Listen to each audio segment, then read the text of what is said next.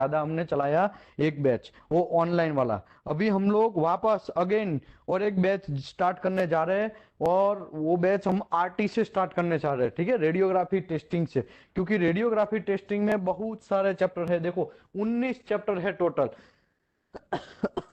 ये 19 चैप्टर है, तो इसमें ही हमको शायद वो ज्यादा टाइम लग जाएगा, 1 मंथ इसी में जाएगा।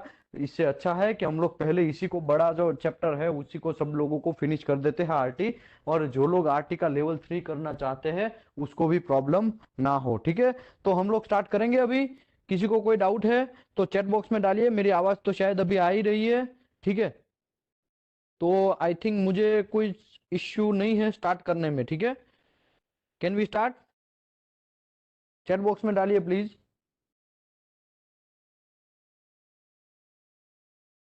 ओके, कैमरा નું સ્ટાર્ટ કર્યું કેમેરો? Okay, okay let's start again. Welcome my friend everybody.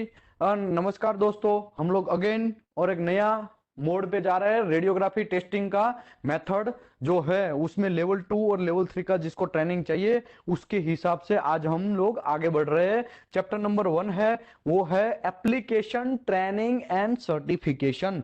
जो लोग नहीं है, जो लोग आरटी का एग्जामिनेशन करना चाहते हैं, लेवल 3 या लेवल 2 करना चाहते हैं, उसके लिए ये हम लोग नया सेशन खोल रहे हैं। ओके, पहला चैप्टर है एप्लीकेशन ट्रेनिंग एंड सर्टिफिकेशन। तो इसके बारे में हम लोग डेप्थ में जाएंगे। नमस्कार दोस्तों, मैं हूं Vishal Dhameliya. Welding and NDT service में आपका स्वागत है। हमारा यूट्यूब चैनल है वेल्डिंग नॉलेज, और यहाँ पे दीपेश पटेल का ये नंबर है, यहाँ पे मेरा नंबर है विशाल धामेलिया का, ठीक है। 2242626210 बराबर है, नंबर तो बराबर डाला है, ठीक है। ओके, दोनों का नंबर यहाँ पे डाला हुआ है।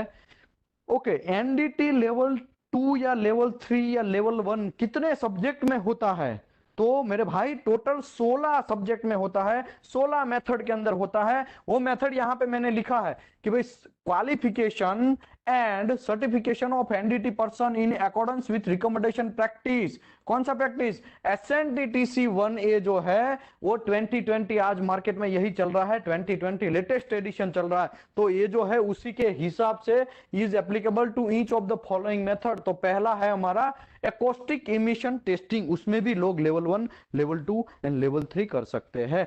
दूसरा है इलेक्ट्रोमैग्नेटिक टेस्ट, तीसरा है ग्राउंड पेनेट्रेंट रडार, चौथा है गाइडेड वेव टेस्टिंग, पांचवा है लेसर मेथड टेस्टिंग, छठा है लीक टेस्ट, सातवां है लिक्विड पेनेट्रेंट टेस्ट। यहां पे मैं थोड़ा स्टार करता हूं क्योंकि मोस्ट फेमस है, ठीक है। इसी में लोग ज्यादातर आजकल एनडीटी लेवल 2 या लेवल 3 या लेवल 1 करते हैं। Magnetic flux leakage testing, magnetic particle testing 9वां नंबर है, ठीक है। उसके बाद 11 नंबर है microwave technology testing, 11 number neutron radiography testing, और 12 है रेडियोग्राफी टेस्टिंग, 13 नंबर है थर्मल इंफ्रारेड टेस्टिंग, 14 नंबर है अल्ट्रासोनिक टेस्टिंग, और 15 नंबर है वाइब्रेशन, और 16 नंबर है विजुअल टेस्टिंग। देखो यहाँ पे मैंने स्टार किया है, आई थिंक 4 और 5 मेथड में स्टार किया है, ठीक है।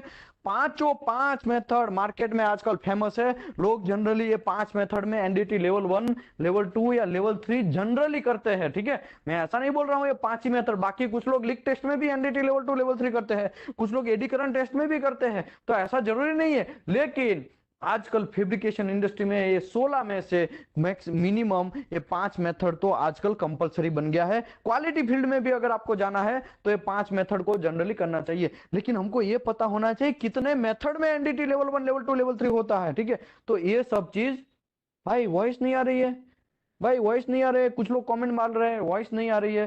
तो मेरा आवाज तो बराबर आ रहा है, प्लीज चैट बॉक्स में कोई एक बंदा डाल दीजिए वॉइस बराबर आ रही है कि नहीं आ रही है। यस आ रही है, ठीक है, थैंक यू वेरी मच।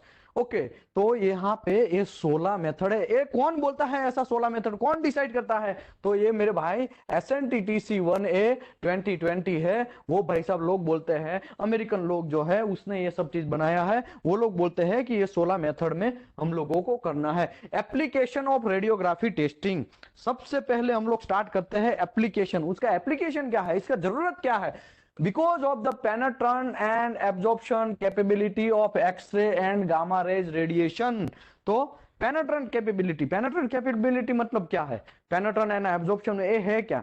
तो मेरे भाई रेडिएशन जहां पे फैलता है वो कुछ कोई भाई सारा नहीं देखता है, वो तो मेटल हो या ह्यूमन बॉडी हो उसमें वो घुस ही जाता है और इफेक्ट करना स्टार्ट करता है। मतलब एब्जॉर्ब करना, हमारी बॉडी जो है रेडिएशन को एब्जॉर्ब करता है और पेनेट्रेंट भी हमारी बॉडी होने देता है। इसका मतलब ये हुआ परमाणु बम समझो एग्जांपल के तौर पे फूटा, यहाँ पे हिरोशिमा नागासाकी में फूटा, तो उसका मतलब क्या हुआ, वहां पे फूटने के बाद जो एनर्जी प्रोड्यूस हुआ उसमें तो लोग मारे ही गए, लेकिन उसका रेडिएशन हुआ और बहुत सारे लोग मर गए। ऐसा रेडिएशन में क्या हुआ, ऐसा क्या हुआ कि बहुत सारे लोगों को नहीं देखने वाला चीज भी हम लोगों को लग गया।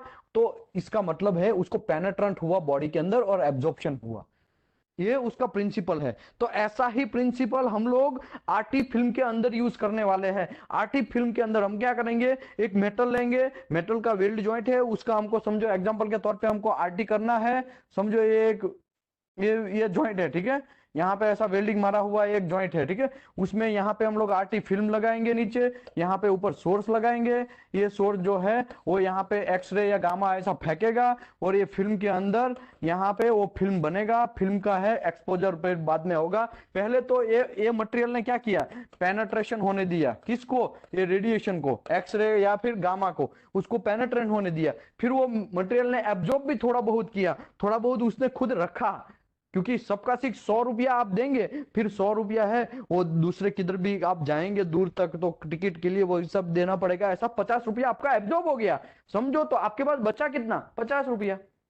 समझो एग्जांपल के तौर पे टिकट आपका 60 रुपए का लगा, तो 60 रुपया एब्जॉर्ब हुआ आपका, और पेनेट्रेंट आपने 100 का 100 होना, मतलब पेनेट्रेंट मतलब ले लिया 100 का 100 ले लिया, लेकिन 60 रुपया एब्जॉर्ब हुआ और 40 ही बचा। तो वो जो बचा हुआ रेडिएशन है मेरे भाई 40 रुपए वाला, देखो ये तो एग्जाम्पल के लिए समझा रहा हूं, ऐसा मत समझने का ये 40 रुपए की क्या बात कर रहा है, ऐसा कुछ नहीं है, ठीक है।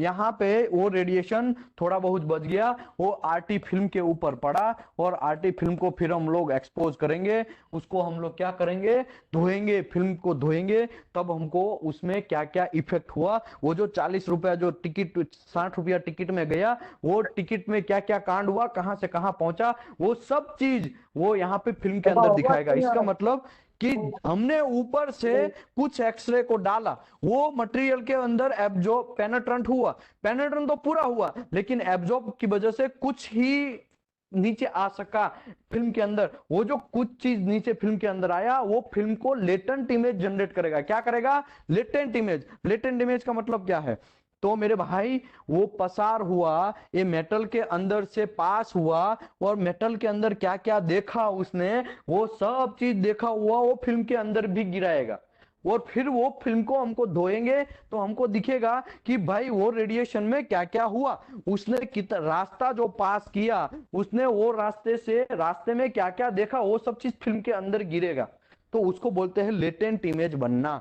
तो वो फिल्म के अंदर लेटेस्ट इमेज बनता है। अभी भी कुछ लोग बोल रहे हैं साउंड प्रॉब्लम है, तो भाई नेट आप चेक करिए, बाकी सबटाइटल कैसे बंद करे, रिपीट अगेन। ओके भाई, सबटाइटल में नीचे 3 डॉट है, देखो आप वेबएक्स में 3 डॉट है, एक क्रॉस एकदम रेड कलर का है ना, उसके बगल में 3 डॉट है, वो 3 डॉट के अंदर जाना है आपको। उसमें एक जनरल एंड एडवांस 2 ऑप्शन है, उसमें आपको जनरल में जाना है और सॉरी एडवांस में जाना है, और वेबएक्स असिस्टेंट करके ऑप्शन है, वो वेबएक्स असिस्टेंट में जाना है, और दूसरा ऑप्शन है वो क्लोज कर देना है, ठीक है। रिकॉर्डिंग रिकॉर्डिंग हमें नहीं था, तो क्या था,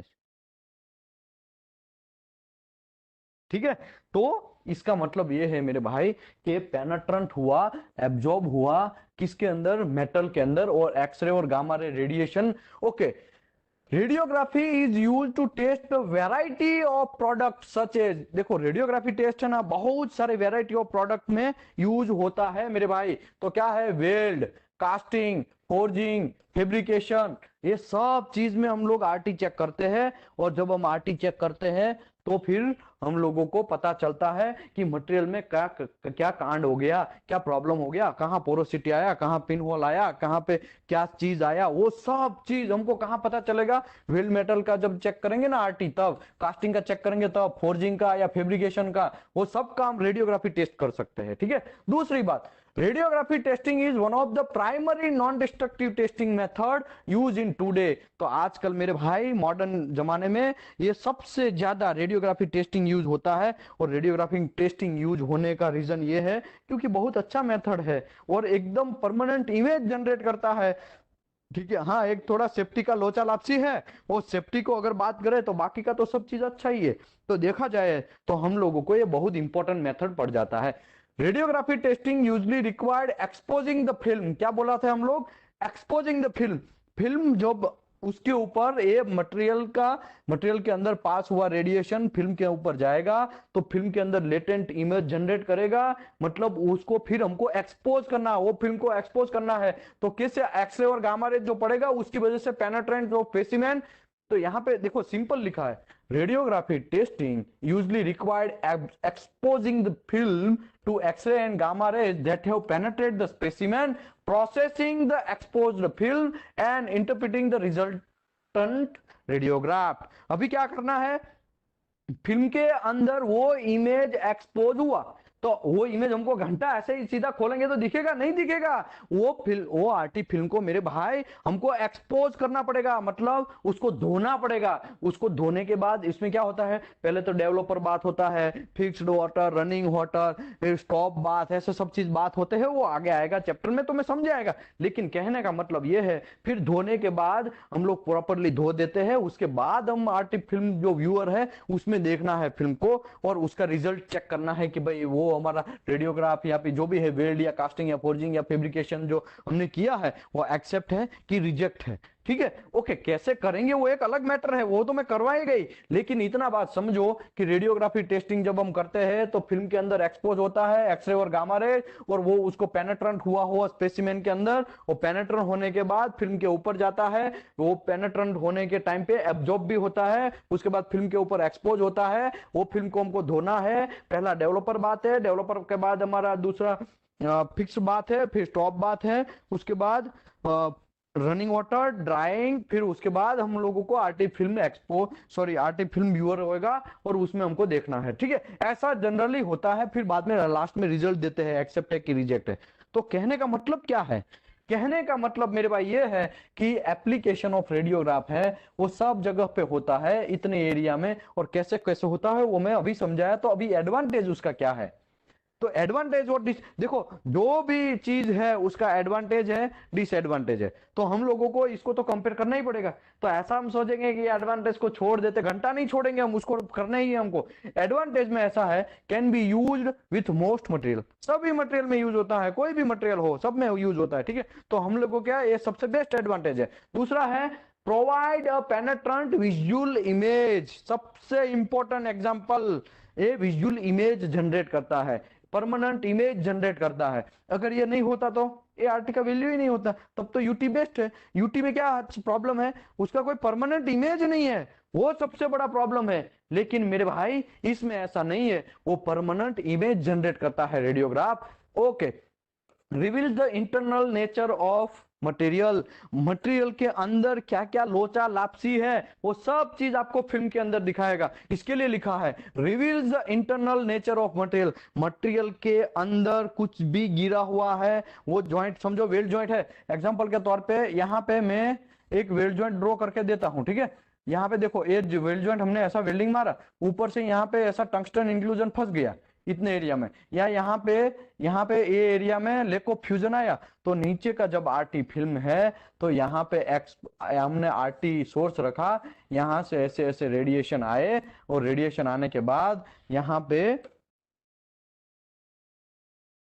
ठीक है, यहाँ पे ऐसा कुछ प्रॉब्लम होना स्टार्ट होगा। मतलब आरटी फिल्म जब हम एक्सपोज करेंगे तब हमको ये आरटी फिल्म व्यूअर में दिखेगा कि यहाँ पे क्या लोचा है, क्या प्रॉब्लम है। तो ये क्या है, reveals internal nature of material, मतलब मटेरियल के अंदर क्या क्या प्रॉब्लम है वो सब दिखाएगा। ओके, दूसरा डिस्क्लोज द फैब्रिकेशन एरर, ये इसका मैं एक एग्जांपल देता हूं। एक कंपनी में था मैं, उसमें हमारा आरटी हुआ, रेडियोग्राफी टेस्टिंग हुआ। ठीक है, तो रेडियोग्राफी टेस्टिंग हुआ तो बहुत सारे फिलर का ऐसा इमेज आया कि ये फिलर कुछ हेलमेट जैसा कुछ हमको मिला, हेलमेट जैसा भी इमेज थोड़ा बहुत मतलब उसमें भी मेटल था तो वैसा इमेज आया, तो ये सब है क्या? जब हम ओरिजिनल पाइप को चेक करने गए तब पता चला उसमें तो बहुत सारे हेलमेट पड़े हैं, बहुत सारे फिलर पड़े हैं, किसी का हैमर पड़ा है, कोई सीजल पड़ा है, ऐसा बहुत सारा। तो ये फेब्रिकेशन एरर है एक टाइप का देखा जाए तो।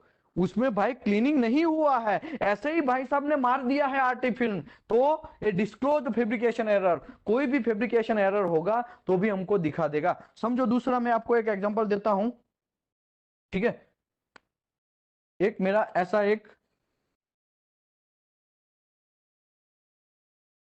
ये मेरा एक जॉइंट है, ठीक है। ये जॉइंट थोड़ा यहां से ऊपर है, देखो दोनों साथ में नहीं है, इतना ऑफसेट है।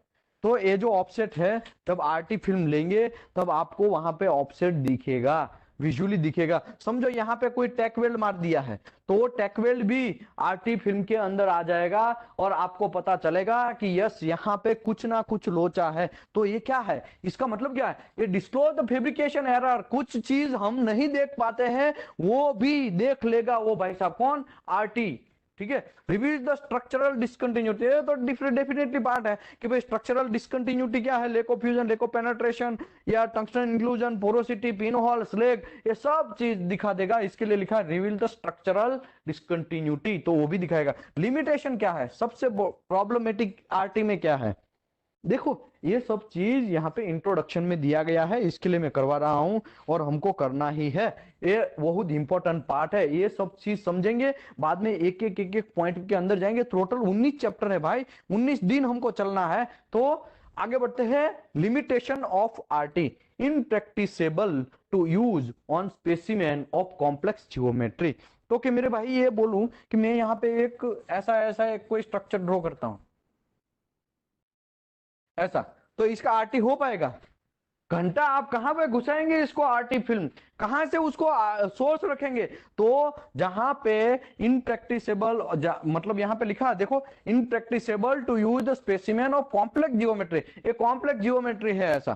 तो जो लोग ऑटोमोबाइल सेक्टर में है, उसमें इंजन वो बहुत सारे कचरा कचरा पार्ट ऐसा रहता है, कॉम्प्लेक्स बहुत रहता है। तो वो कॉम्प्लेक्स जब जियोमेट्री बनता है तब हम आरटी करना बहुत मुश्किल है। इसके लिए यहां लिखा है impracticable to use of the specimen of complex geometry. जैसा कि ऐसा ऐसा जियोमेट्री है वैसा हमारा पार्ट है, एक पार्ट है, समझो इंजन का कोई एक पार्ट है, इंजन पार्ट है, तो इसका मुझे आरटी करना तो घंटा हो पाएगा? नहीं हो पाएगा। क्यों? उसका जियोमेट्री गांडू जैसा है, समझे? तो कहने का मतलब ये है ऐसे जो चीज है उसमें नहीं हो पाएगा। Okay, specimen must lend to itself two side accessibility. देखो सबसे इंपॉर्टेंट पार्ट, यूटी में ऐसा नहीं है, पीटी में ऐसा नहीं है, एमटी में ऐसा नहीं है, लेकिन हमारा कोई भी स्पेसिमेन का आरटी करना है तो दोनों साइड हमारा हाथ घुसना चाहिए, दोनों साइड हम देख लेने चाहिए, क्योंकि दूसरी साइड हमको फिल्म चिपकाना है भाई। एक साइड हमको आरटी सोर्स रखना है, दूसरी साइड फिल्म रखना है। समझो एक 100 mm थिकनेस का एक 1 मीटर बाय 1 मीटर का एक जॉइंट मारा हुआ है, ठीक है, वो जमीन के ऊपर पड़ा है। तो मेरे को आरटी करना है तो हो पाएगा? नहीं हो पाएगा। वो पहले तो वो जो पार्ट है उसको ऊपर लेना पड़ेगा, क्रेन वगैरह यूज करके ऊपर लेके नीचे फिल्म चिपके उतना जगह बनाना पड़ेगा और तभी जाके हो पाएगा। अदरवाइज जमीन के ऊपर पड़ा है तो नहीं हो पाएगा। उसी के ऊपर मुझे यूटी करना है तो डेफिनेटली हो पाएगा, यूटी हो जाएगा, ठीक है। तो कहने का मतलब यह है स्पेसिमेन जब कोई भी पड़ा है must lends itself two side accessibility, दोनों साइड एक्सेसिबिलिटी रहना चाहिए। एक साइड एक्सेसिबिलिटी रहेगा तो घंटा भी नहीं चलने वाला, ठीक है। सिंपल बात, 100 बात की एक बात कि भाई नहीं होने वाला। भाई ये साउंड प्रॉब्लम है, ये रियल में प्रॉब्लम है।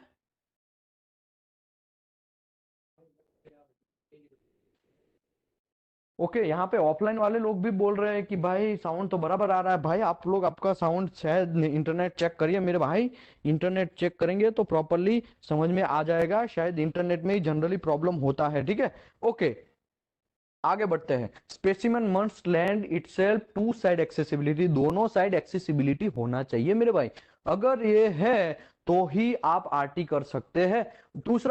तीसरा है laminar type discontinuity are often undetectable by RT. सबसे प्रॉब्लमेटिक वर्ड, समझो ऐसा मेरा कोई एक जॉइंट है, ठीक है, जॉइंट नहीं है, ऐसा एक प्लेट है, समझो एग्जांपल के तौर पे ऐसा मेरा एक प्लेट है, अभी मेरा एक यहाँ पे आरटी फिल्म है, ठीक है, ये मेरा यहाँ पे ऐसा एक आरटी फिल्म पड़ा है, ऊपर मेरा यहाँ पे ऐसा सोर्स है, यहां से ये रेडिएशन ऐसे ऐसे गिरे, ठीक है। अभी रेडिएशन आया तो रेडिएशन यहाँ पे पहुंचेगा, ठीक है। वो जैसे कि देखो ये गड़बड़ हुआ है, एकदम सीधा ही रहता है, ठीक है। तो ऐसा मत सोचिएगा कि ये तो टेढ़ा हो गया, ऐसा नहीं होता है, ठीक है। एक बार एकदम सीधा ही चलता है, वो कोई डायरेक्शन ऐसा, हाँ स्कैटर है तो एक अलग मैटर है, बाकी सीधा चलता है। ऐसा रेडिएशन आया तो यहाँ पे मैं एक दूसरा कलर का पेन यहाँ यूज करता हूँ, ये जो है ना वो लेमिनेशन है, ठीक है। ये मैंने लाइन लाइन जो किया ना वो लेमिनेशन है, शायद लोगों को दिख रहा होगा, दिख रहा है ना भाई। ऑफलाइन वाले तो ठीक है, यहाँ पे मेरे सामने है तो वो बोल रहे हैं, लेकिन ऑनलाइन वाले प्लीज बोल दीजिए कि आपको ये दिख रहा है ना। ये जो है वो लेमिनेशन है, क्या है, लेमिनेशन, ठीक है, ये लेमिनेशन है। तो आरटी का सोर्स जो है वो ऐसा नहीं समझेगा कि यहां से मुझे ऐसा जाना है और ये जो मैं जाएगा उसमें ऐसा लेमिनेशन जैसा कुछ था, क्योंकि सभी किरणें हैं, सभी वेव्स है, उसको सेम डिस्टेंस काटना है और बीच में यहाँ पे जगह है, तो ये जगह का प्रॉब्लम ऐसा होगा, आरटी वाले को तो पता ही नहीं रहेगा। सोर्स की बात कर रहा हूं, सोर्स को ऐसा पता नहीं चलेगा कि भाई यहाँ पे गैप है कि नहीं है, वो गैप सभी जगह पे सेम है, तो वो आरटी फिल्म के अंदर कुछ भी नहीं दिखाएगा। ऐसा मतलब कुछ भी मतलब ये लेमिनेशन नहीं दिखाएगा, ठीक है। वो जो लेमिनेशन है वो नहीं दिखाएगा, क्यों, क्योंकि सब जगह पे गैप सेम है, थोड़ा बहुत भी किधर भी टूटा हुआ नहीं है। इसके लिए आरटी फिल्म जो है एकदम मस्त चकाचक ही आएगा, तो आपको ऐसा लगेगा कि यहाँ पे कुछ तो लोचा नहीं है, कुछ भी लोचा नहीं है। तो यहाँ पे क्लियर लिखा है laminar type discontinuity are often undetected by RT. तो लेमिनेशन चेक करने के लिए ऑल टाइम हमको यूटी करना पड़ता है। बहुत सारे क्लाइंट लोग जो है वो ऐसा रिक्वायरमेंट डालते हैं कि आरटी भी करना है और यूटी भी करना है, बहुत फॉलो करना है। तो उसका रीजन क्या है मेरे भाई, लेको फ्यूजन चेक करने के लिए आरटी का डेप्थ, आरटी वगैरह डेप्थ नहीं देता है, लेकिन यूटी जो है वो डेप्थ दिखाता है। इसके लिए लेको फ्यूजन तो हम यूटी से चेक करेंगे ही करेंगे, लेकिन लेमिनेशन सबसे इंपॉर्टेंट पार्ट जो है वो भी जनरली क्या होगा, प्रॉपर का प्रॉपर हमको यूटी में दिखाएगा, आरटी में घंटप्पा भी नहीं मिलने वाला है कुछ भी। तो यहाँ पे इसके लिए ये सबसे बड़ा लिमिटेशन है, ये याद रखो। ये लिमिटेशन कुछ भी आपको सभी इंटरव्यू में, मोस्टली जो लोग एनडीटी का एग्जाम देने जाते हैं, एनडीटी का जो इंटरव्यू देते हैं, उसमें सबसे पहला क्वेश्चन आरटी के बारे में अगर है तो यही क्वेश्चन पूछा जाता है कि लेमिनार टीयर है, लेमिनेशन है, वो आरटी पकड़ पाएगा कि नहीं पकड़ पाएगा। तो ये सब एक कॉमन क्वेश्चन है, तो आपको ये क्वेश्चन पता होना चाहिए कि लेमिनार टाइप डिसकंटिन्यूटी जो है वो घंटा भी हमको आरटी में नहीं मिलने वाला है, उसको हमको यूटी में ही करना पड़ेगा, यूटी में ही डिटेक्ट करना पड़ेगा।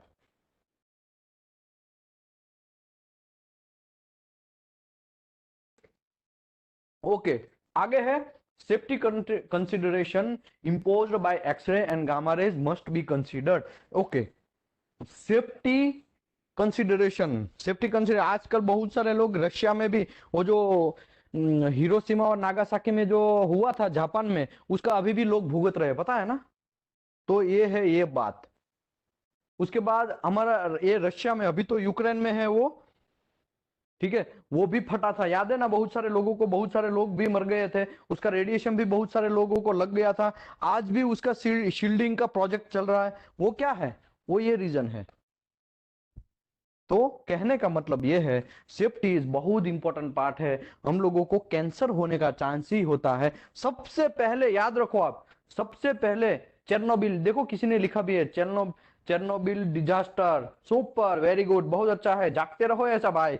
चेरनोबिल डिजास्टर रशिया में जो था हुआ, अभी तो यूक्रेन में था, पहले तो रशिया था, ठीक है, यूक्रेन और रशिया दोनों एक ही थे, उस टाइम की बात कर रहा हूँ, उस टाइम पे चेरनोबिल हुआ था, अभी तो अलग हो गया, तो यूक्रेन में चला गया, ठीक है, चेरनोबिल। और चेरनोबिल जो एक्सीडेंट हुआ, चेरनोबिल डिजास्टर हुआ, उसमें बहुत सारे लोगों ने जान भी गंवाया, बहुत सारे लोगों ने रेडिएशन भी खाया, और कुछ लोग अभी भी कुछ लोग अभी भी वहां पे जाके फोटो खिंचवाते हैं, और वहां पे टेबल का टेबल जैसा है वैसा ही टेबल है, वहां पे झाड़ी वगैरह उग चुका है अभी, ठीक है, वो एरिया में, लेकिन लोग फिर भी कुछ अनसमझ और अनपढ़ गवार लोग है ना, वो वहां पे जाते हैं और फोटो खिंचवाते हैं, और हम लोग ये डिजास्टर में गए थे फोटो खिंचवा के, अरे लोडू लग जाएगा तुमको रेडिएशन। सबसे इंपॉर्टेंट पार्ट याद रखो आप, सबसे इंपॉर्टेंट पार्ट, रेडिएशन लगता है तो सबसे ज्यादा आपको किस पे लगता है, आपका पेनिस है उसको लगता है, सबसे वो सबसे ज्यादा नाजुक है, तो उसको बचा के रखना है। दूसरा, आंख, हमारा आंख जो है उसको आपको बचा के रखना है। तीसरा है हमारा कान, कान के पर्दे वो भी खुला है ना, नाभि, हमारा नाभि, ठीक है, वो भी। तो ये सब चीज जो ओपन ओपन पार्ट है उसमें सबसे ज्यादा रेडिएशन लगने का चांसेस है, तो ये सब चीज याद रखिए, आप लोगों को उसको बचा के रखना है। Okay, safety consideration imposed by x-ray and gamma rays must be considered, must be considered. देखो यहाँ पे मस्ट वर्ड आया, तो लोग जनरली, ये भी एक रीजन होता है, लोग यूज नहीं करते लंग्स, किसी ने दिखा लिखा लंग्स के ऊपर भी सबसे ज्यादा रेडिएशन इफेक्ट करता है, यस डेफिनेटली होता है, वो सब चीज बहुत क्रिटिकल चीज है। आपको ये ध्यान रखना है कि सेफ्टी का ध्यान एकदम प्रॉपर से नहीं रखा तो क्या कांड होता है। मैं आपको एक सिंपल सऊदी अरबिया का एग्जांपल देता हूं। मैं बिल्डिंग इंस्पेक्टर था सऊदी में, और एक भाई साहब, एक बुढ़ा चाचा था, उसका एज भी वैसे हो चुका था, ठीक है, तो उसको आरटी लग गया नाइट में। और कैसे लगा, भाई साहब बगल नाइट शिफ्ट था, और बगल वाला पाइप जो है उसमें भाई सो गए, वो सो गए, और बगल में आरटी हुआ। आरटी टेक्नीशियन इतना घनचक्कर आदमी कि उसने अलार्म नहीं बजाया। देखो जनरली आप आरटी करते हैं ना, तो सब जगह पे स्टिकर वगैरह मारते हैं, फिर सीटी बजाते हैं, उसके बाद सायरन हॉर्न बजाते हैं, ये सब चीज होता रहता है। लेकिन भाई साहब ने ये नहीं किया, टेक्नीशियन ने ऐसा गलती क्यों किया, ये पढ़ा नहीं होगा, इसने ये सब चीज सेशन नहीं देखे होंगे, वो उसने प्रॉपरली एनडीटी नहीं किया होगा, समझे। प्रॉपर एनडीटी मेथड समझना बहुत जरूरी है, थ्रूली फेमिलियर आपको होना चाहिए। अगर आप एनडीटी लेवल 2 है तो आपको थ्रूली फेमिलियर, पूरा का पूरा ज्ञान होना चाहिए आरटी का।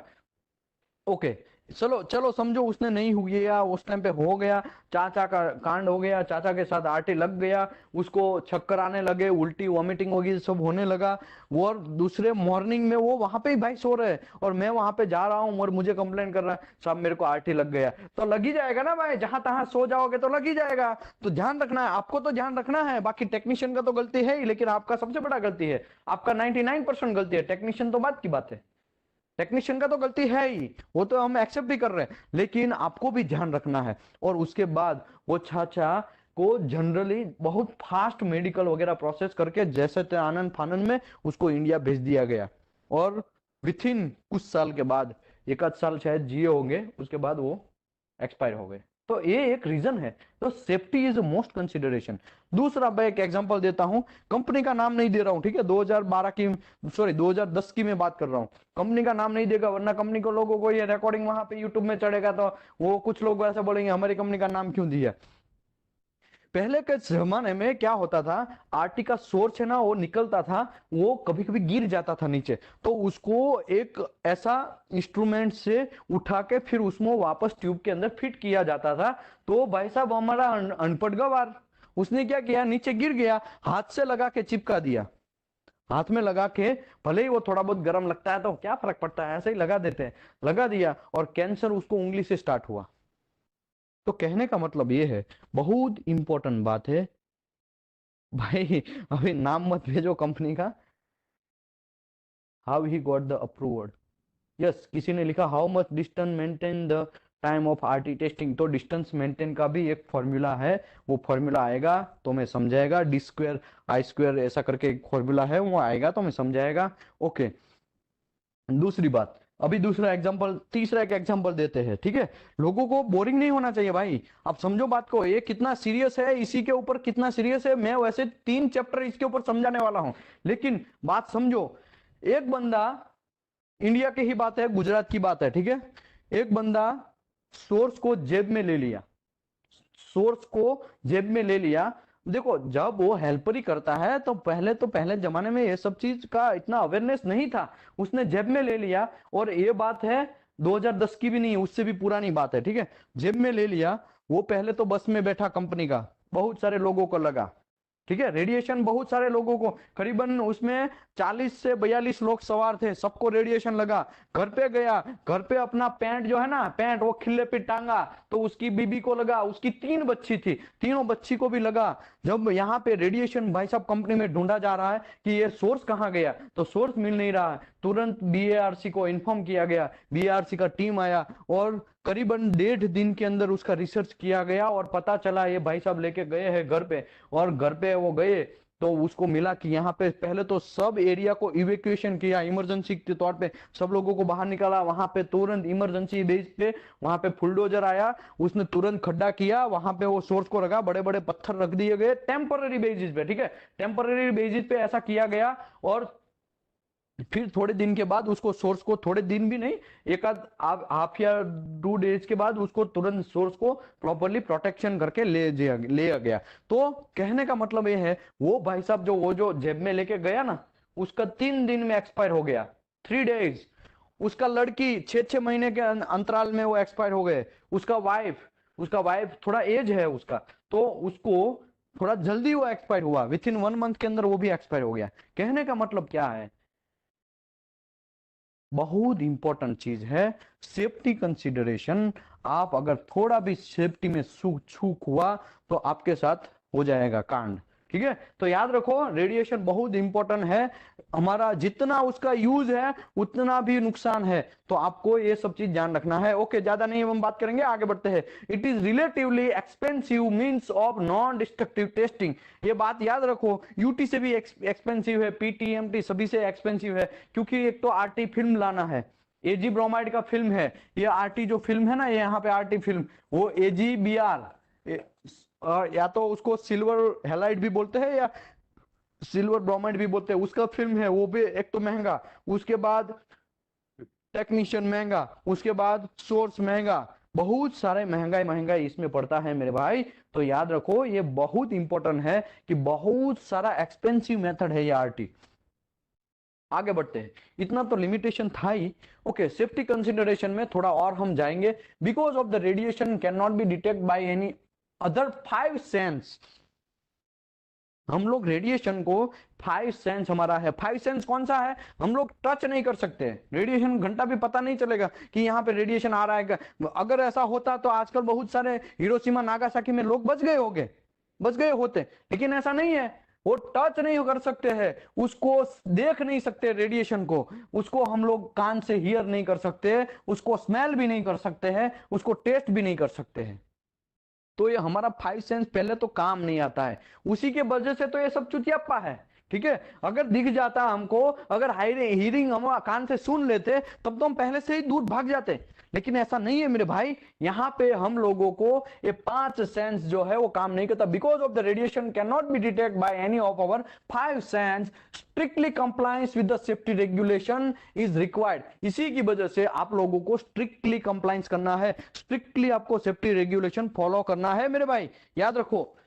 Okay, radiation can cause the damage to और destruction of the cells of living tissue. तो ये लाइविंग टिश्यू जो है हमारे बॉडी का, वो सब लोगों को मार देता है ये रेडिएशन, तो वो भी आपको एक ध्यान रखना है। It is essential that radiography testing person be continuously aware of the radiographing hazard and cognizant of safety regulation. तो सेफ्टी रेगुलेशन से ये हमारा जो टेक्नीशियन है वो उसको पता होना चाहिए, जो पर्सन काम करता है वो अवेयर होना चाहिए, और लोगों को भी ध्यान रखना पड़ेगा और हमको भी ध्यान रखना है ये सब चीज के बारे में। और रेडिएशन मॉनिटरिंग इक्विपमेंट क्या क्या यूज होता है, और चैप्टर नंबर 10, 11, 12 में हम लोग कैसा रेडिएशन से बचा जाता है। सबसे इंपॉर्टेंट है लीड, जमीन, ये सब चीज से हम लोग जितना दूरी बढ़ाएंगे उतना भी अच्छा है। किसी ने यहाँ पे देखो फॉर्मूला भी डाला है कि distance quadrant area CI into RHM into workload divide by 2 under the root, देखो ऐसा लिखा है। तो ये सब चीज सही बात है, आप लोगों को जितना डिस्टेंस आप कवर करेंगे, मतलब मेरा कहने का मतलब ये है कि सबसे पहले जमीन के अंदर घुसना है आपको, क्योंकि जमीन ही एक ऐसा चीज है जो रेडिएशन से आपको बचा सकता है, वो एब्जॉर्ब कर सकता है, ठीक है। जमीन से अगर बच नहीं सकते हैं, समझो जमीन में खड्डा वड्डा कुछ नहीं है, तो भागो, और कोई ऑप्शन नहीं है, भागो, दूर दूर हो जाओ, जहां जहां पे रेडिएशन हुआ है वहां से दूर हो जाओ, जितना हो सके उतना दूर हो जाओ, और वो तभी आप बच सकते हैं। तो ये भी एक ऑप्शन है। वो तो हम लोग यहाँ पे चैप्टर नंबर 10, 11, 12 में पिछली जो बैच हुई थी हमने उसमें भी एकदम डेप्थ में समझाया था। ओके, टोटल हमने 83 सेशन, 82 सेशन फिनिश कर चुके हैं हम ऐसे ही। आज जो मैं ले रहा हूं ना, ऐसे कंटिन्यूस 1.5 महीने से 1.5 महीना के ऊपर हो गया, तभी से मैं ऐसे सेशन ले रहा हूं और लोगों को अवेयर कर रहे हैं। भाई आप लोग समझ जाओ, आप लोगों को एनडीटी लेवल 2 करना है या लेवल 3 करना है तो फ्री ऑफ कॉस्ट आप कर सकते हैं हमारे साथ ऑनलाइन में, ठीक है। और ऑफलाइन में भी हम लोग फ्री ऑफ कॉस्ट है। फूड खाली कैंडिडेट के स्कोप में रहेगा, बाकी रहने का भी हम लोग देंगे, स्टोव गैस सब चीज हम ही लोग देंगे, खाली फूड आपके स्कोप में रहेगा। हम लोग ऐसा क्यों कर रहे हैं भाई? हम लोग अवेयरनेस के लिए, स्किल इंडिया के तौर पे कर रहे हैं, ठीक है। आगे बढ़ते हैं, training and certification. Training and certification बहुत इंपॉर्टेंट पार्ट है। आगे बढ़ते हैं, it is important that the technician and supervisor be qualified in the liquid penetrant test या रेडियोग्राफी टेस्ट या ultrasonic test before the techniques is used and test result evaluation. तो जब आप कोई भी सर्टिफिकेशन लेते हैं, या तो बीटी, एमटी, आरटी, यूटी, तो उसमें आपको सुपरवाइजर हो या टेक्नीशियन हो, आपको पूरा का पूरा इंफॉर्मेशन होना चाहिए। American Society of non destructive testing recommendation use of this document recommendation practice SNTTC 1A 2020, आजकल मार्केट में 2020 का लेटेस्ट एडिशन चल रहा है, तो आप लोगों को इसी को फॉलो करना है। एसएनटीटीसी 1A वो रिकमेंडेशन प्रैक्टिस है, कैसे सर्टिफिकेशन लेना है, कैसे ट्रेनिंग लेना है, कैसे कितने का क्लासरूम ट्रेनिंग होना चाहिए, वो सब चीज का डिटेल में ये बताता है। कौन बताता है? एसएनटीटीसी 1A 2020। वैसे जो लोग लेवल 3 करेंगे उसको ये पूरा का पूरा लाइन बाय लाइन में एसएनटीटीसी 1A 2020 समझाएगा। ऑलरेडी मैं समझा चुका हूं, लेकिन रिकॉर्ड भी आपको चाहिए, रिकॉर्डिंग किया हुआ, तो हमारे यहाँ पे रिकॉर्ड में वो रिकॉर्ड पड़ा हुआ है, ठीक है, दीपेश पटेल के पास, तो वहां से आप ले सकते हैं recording. Okay, this document provide the employee with the necessary guidelines, properly qualified and certified, are not technician in all method. Okay, तो आपको कैसे सर्टिफिकेशन लेना है और क्या क्या करना है, वो गाइडेंस एसएनटीटीसी 1A 2020 प्रोवाइड करता है। To compliance with this document the employer must establish written practice. ये सबसे इंपॉर्टेंट पार्ट, कोई भी कंपनी है, दुनिया का कोई भी कंपनी है, अगर वो एनडीटी कर रहा है और एसएनटी TC1A मतलब ASME के हिसाब से एनडीटी हो रहा है, किसके हिसाब से? American Society of mechanical engineering के हिसाब से, सेक्शन 5 के हिसाब से एनडीटी हो रहा है, तो आपकी कंपनी के पास रिटर्न प्रैक्टिस होना ही चाहिए। बहुत सारे लोग आते हैं, सर हमारी कंपनी के पास तो ऐसा रिटर्न प्रैक्टिस देखा ही नहीं, घंटा इसके लिए नहीं देखा, आपने कभी मांगा ही नहीं। आप पहले मांग के तो देखो। अगर समझो आपकी कंपनी के पास नहीं है तो आपकी कंपनी बहुत बड़ा अली बाबा है, आपको तो पहले अरेंज करना पड़ेगा या तो प्रिपेयर करना पड़ेगा रिटर्न प्रैक्टिस। रिटर्न प्रैक्टिस में क्या लिखा होता है कि कौन कौन सर्टिफाइड है हमारी कंपनी के अंदर, कौन, कैसे हम लोग आरटी परफॉर्म करेंगे, कैसे हम पीटी परफॉर्म करेंगे, कैसे एमटी, यूटी क्या क्या परफॉर्म करेंगे, उसका क्या क्या क्राइटेरिया रहेगा, वो सब चीज, सब का सब चीज हमारा किस में रहेगा? ये रिटर्न प्रैक्टिस, कंपनी का रिटर्न प्रैक्टिस के अंदर रहेगा। एनडीटी प्रोसीजर जो लोग फॉलो करते हैं एज पर एएसएमई के हिसाब से, उन लोगों को एसएनटीटीसी 1A ऐसा बोलता है कि आपको रिटर्न प्रैक्टिस मस्ट रिक्वायर्ड। यहाँ पे क्या, कहां लिखा है? मस्ट वर्ड शायद है, यहाँ देखो ये मस्ट वर्ड लिखा है ना, ये मस्ट वर्ड लिखा है। मस्ट वर्ड का मतलब आपकी कंपनी के पास होना ही चाहिए। चलो यार, क्या यार फर्क पड़ता है, हमारी कंपनी तो छोटा स्केल इंडस्ट्री है, वो भी भले ही एएसएमई के हिसाब से ही काम करती है, लेकिन छोटा स्केल इंडस्ट्री है तो चलेगा। चलेगा वर्ड की वजह से बहुत सारा कंपनी को तो क्या पूरे कंट्री को ही नुकसान होता है। चलता वर्ड जो है ना, वो तो हमको यूज करना ही नहीं है। बड़े टोपी लोग ऐसा यूज कर सकते हैं, लेकिन हम लोग छोटे स्केल में अगर काम करते हैं, छोटे इंजीनियर है, उसको तो करना ही नहीं है। बड़ा वाला तो बड़े बात, चलो छोड़ दो, वो तो घनचक्कर है ही, ऐसा समझ के हम छोड़ दो, लेकिन हम लोग छोटे लोग हैं, उसको करना है। और बड़े लोगों को ऐसा सोचना है कि हमको करना है, छोटा वाला छोड़ दो, छोटा वाला करे या ना करे उसके ऊपर तो मैं एक्शन भी लेगा, लेकिन बड़ा वाला भी एनडीटी का प्रॉपरली परफॉर्म करना चाहिए, उस कंपनी के पास रिटर्न प्रैक्टिस होना ही चाहिए। Okay, we describe the detail how the technician will be trained, exam and certified. आपकी कंपनी के अंदर रिटर्न प्रैक्टिस होगा, वो रिटर्न प्रैक्टिस के अंदर कैसा ट्रेनिंग देना है, कैसा एग्जामिनेशन करना है, कैसा सर्टिफिकेशन देना है, ऐसा होना ही चाहिए। जनरली आप लोग देखते हैं एसएनटीटीसी 1A के हिसाब से आपने सर्टिफिकेट तो ले लिया, लेकिन सर्टिफिकेट लेने के बाद भी कुछ कुछ कंपनियां होता है ना एम्प्लॉय बेस्ड सर्टिफिकेशन करते हैं, मतलब कंपनी के अंदर एग्जाम करते हैं, कंपनी के अंदर एनडीटी का अगेन एग्जाम होता है, जनरल, स्पेसिफिक और प्रैक्टिकल ऐसा एग्जाम लेते हैं। तो ऐसा एग्जाम क्यों लेते हैं भाई? तो वो एम्प्लॉय बेस्ड है, इसके लिए लेते हैं, और उसको लेना ही पड़ेगा, क्योंकि उसकी कंपनी के अंदर रिटर्न प्रैक्टिस में लिखा हुआ होता है कि ऐसे हम एग्जाम लेके कोई भी एम्प्लॉय को पास करेंगे। भले ही बाहर से वो सेल्फ एम्प्लॉयमेंट के हिसाब से वो उसने एसएनटीटीसी 1A 2020 या 2060 के हिसाब से एनडीटी सर्टिफिकेट ले लिया, लेकिन कंपनी के अंदर भी जनरली एग्जाम होता है, और उसका डॉक्यूमेंट आपको चाहिए। जो लोग क्वालिटी मैन्युअल देखते हैं, क्वालिटी मैन्युअल के अंदर उसका डिस्क्रिप्शन होता है कि क्वालिटी मैन्युअल में वो रिटर्न प्रैक्टिस नंबर होता है, और क्वालिटी मैन्युअल के अंदर कौन कौन इंजीनियर जो है वो क्वालिफाइड है डीपीटी में, एमटी में, यूटी में, आरटी में, वीटी में, ईटी में, वॉट एवर जो भी मेथड रिक्वायर्ड है उसके हिसाब से वहां पे लिखा रहता है क्वालिटी मैन्युअल में। तो आप देखेंगे क्वालिटी मैन्युअल जिन लोगों के पास है, ऐसा जरूरी नहीं है क्वालिटी मैन्युअल में ही ये दिखाया जाता है, जनरली कुछ अलग प्रोसीजर भी होता है तो उसमें भी लिखाया जाता है, ठीक है। Okay, student is advised to study a latest edition SNTTC 1A 2020 to determine the recommendation number of hours in classroom instruction of months experience necessary to be certified radiography testing. अभी देखो मैं आपको ये बोलूं कि लोगों को याद रखना है कितना मेथड, टोटल तो 16 मेथड है ही, लेकिन यहाँ पे लिखा एग्जामिनेशन मेथड, तो ये मेथड है, ये मेथड, ये लास्ट में लिक्विड पेनेट्रेंट है, ठीक है, पीछे भी, पीछे की साइड भी है। ये NDT level, level 1, level 2, level 1, level 2, ऐसा लेवल 1, लेवल 2 ऐसा दिखाया गया। तो मैं आपको आरटी की ही बात करता हूँ। देखो पहले तो ये टेक्निक्स है, यहाँ पे बहुत सारे टेक्निक्स होते हैं। ट्रेनिंग आवर्स, कितना मिनिमम ट्रेनिंग आवर्स चाहिए, वो मिनिमम आवर्स इन,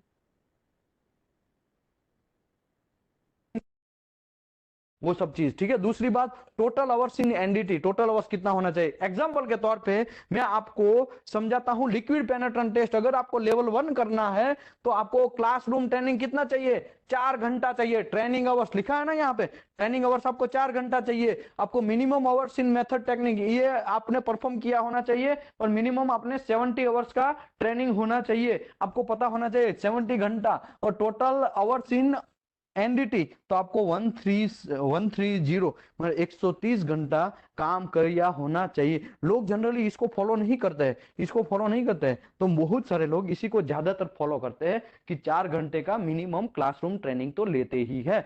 तो कहने का मतलब ये कौन बोलता है भाई, तो recommendation practice initial training experience level एसएनटीटीसी,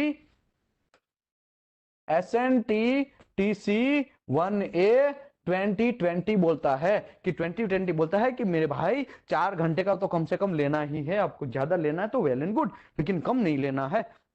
okay, अभी लेवल 2 करना है तो आपको 8 ही घंटा लेना है, लेकिन कुछ लोग डायरेक्टली लेवल 2 करते हैं, ठीक है ना, ऐसा होता है ना मेरे भाई।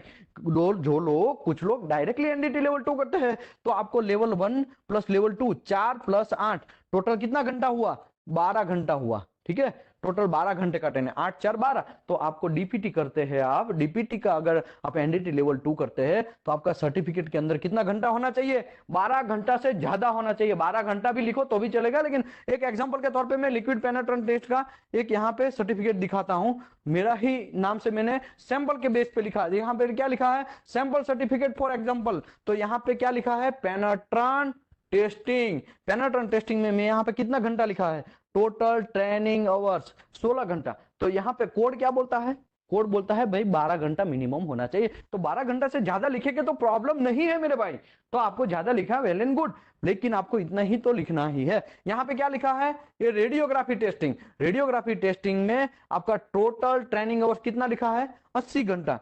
क्यों भाई 80 घंटा लिखा है, शौक नहीं है मेरे भाई हम लोगों को, लेकिन कहने का मतलब आपको यहाँ पे फॉलो करना है। यहाँ पे देखो रेडियोग्राफी टेस्टिंग है यहाँ पे बड़ा, यहाँ पे लेवल 1 एंड लेवल 2, तो 40 घंटा लेवल 1 के लिए, 40 घंटा लेवल 2 के लिए, तो 40 डायरेक्टली अगर आप लेवल 2 करते हैं, 40 + 40 तो कितना घंटा हो गया, 80 घंटा हो गया।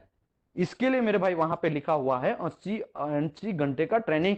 तो आप लोगों को सर्टिफिकेट भी पहचानना चाहिए कि कैसा सर्टिफिकेट जनरली एक्सेप्टेड है, कैसा सर्टिफिकेट नहीं चलेगा, कैसा सब डुप्लीकेट होते हैं ना, वो सब चीज भी आपको ध्यान रखना है। ओके। अरे ये क्या हुआ, देखो भाई कांड हो गया, ठीक है रुकते हो, वापस खोलते हैं।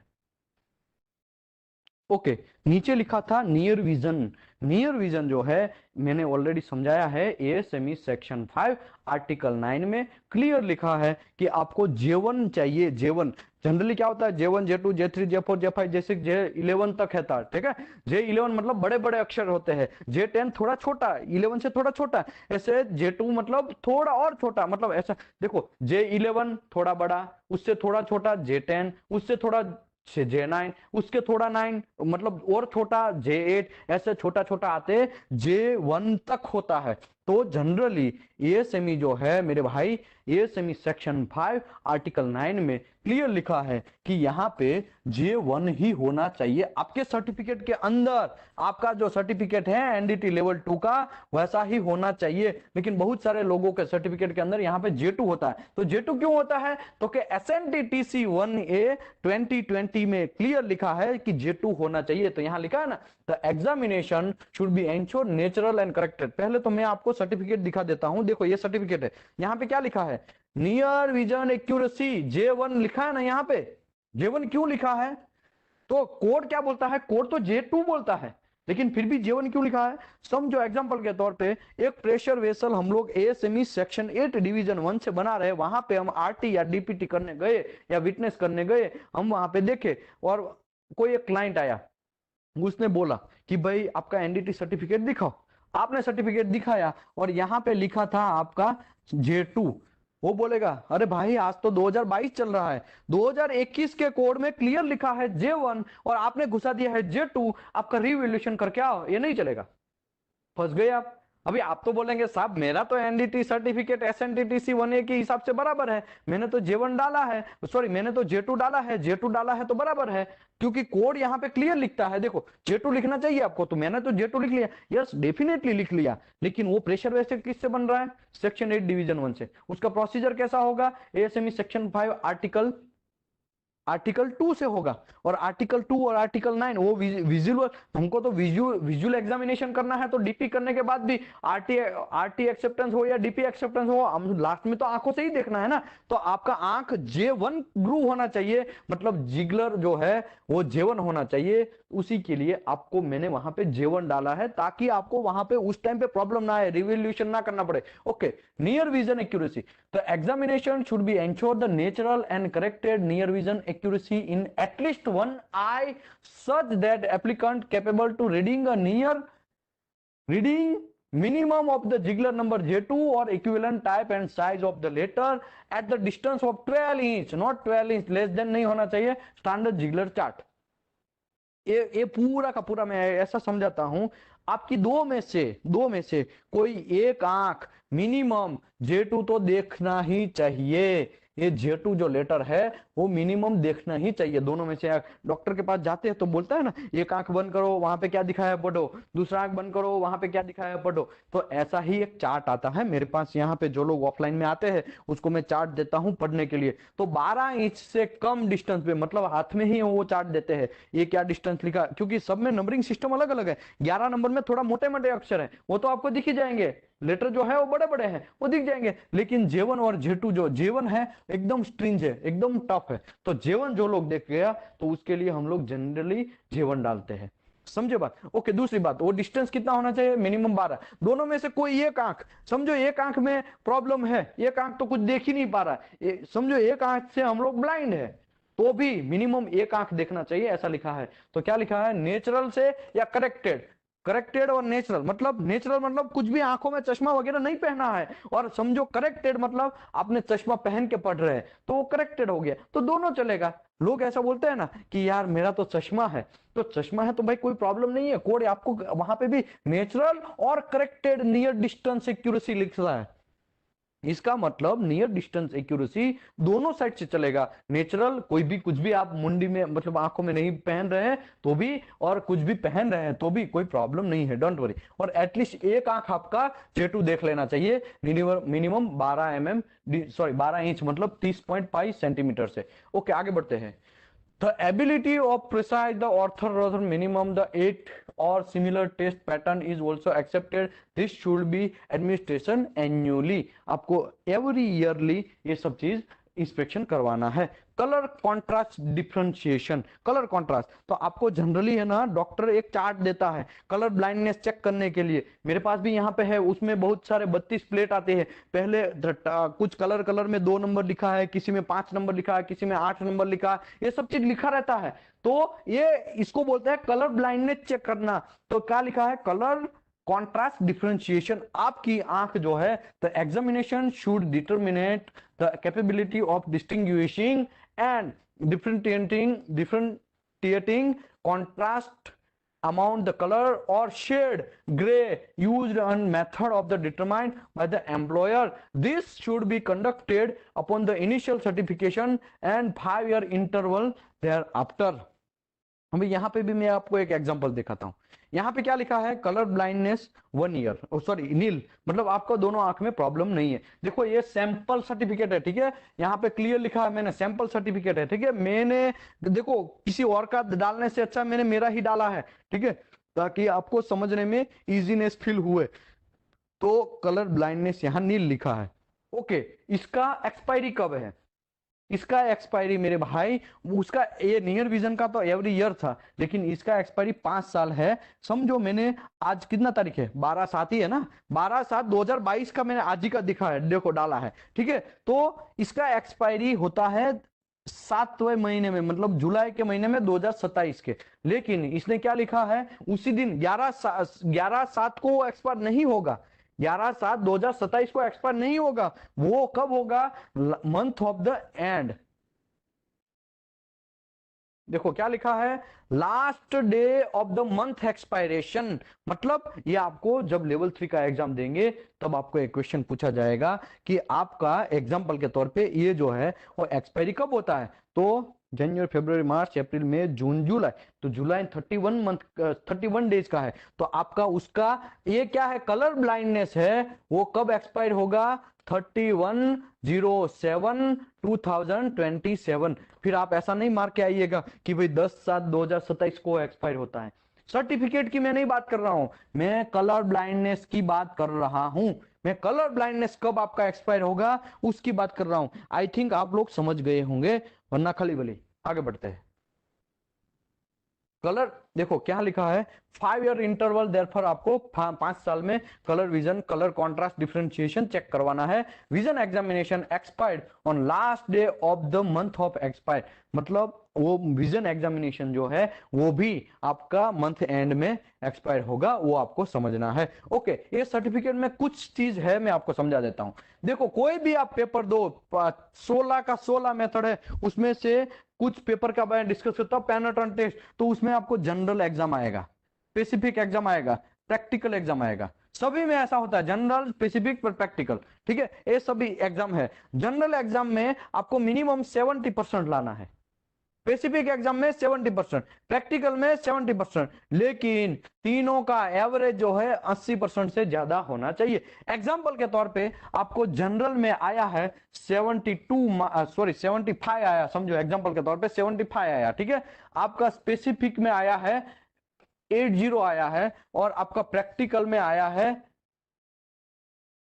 80 आया है, ठीक है। तो आप पास है या फेल है, तीनों का एवरेज 80 होना चाहिए।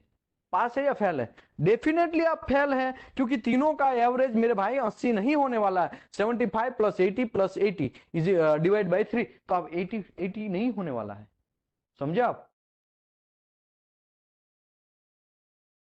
तो कहने का मतलब मेरे भाई, आप लोग उस टाइम पे फेल हो गए, आपको 80% लाना है। समझो ऐसा हो गया, समझो यहां पे मैंने,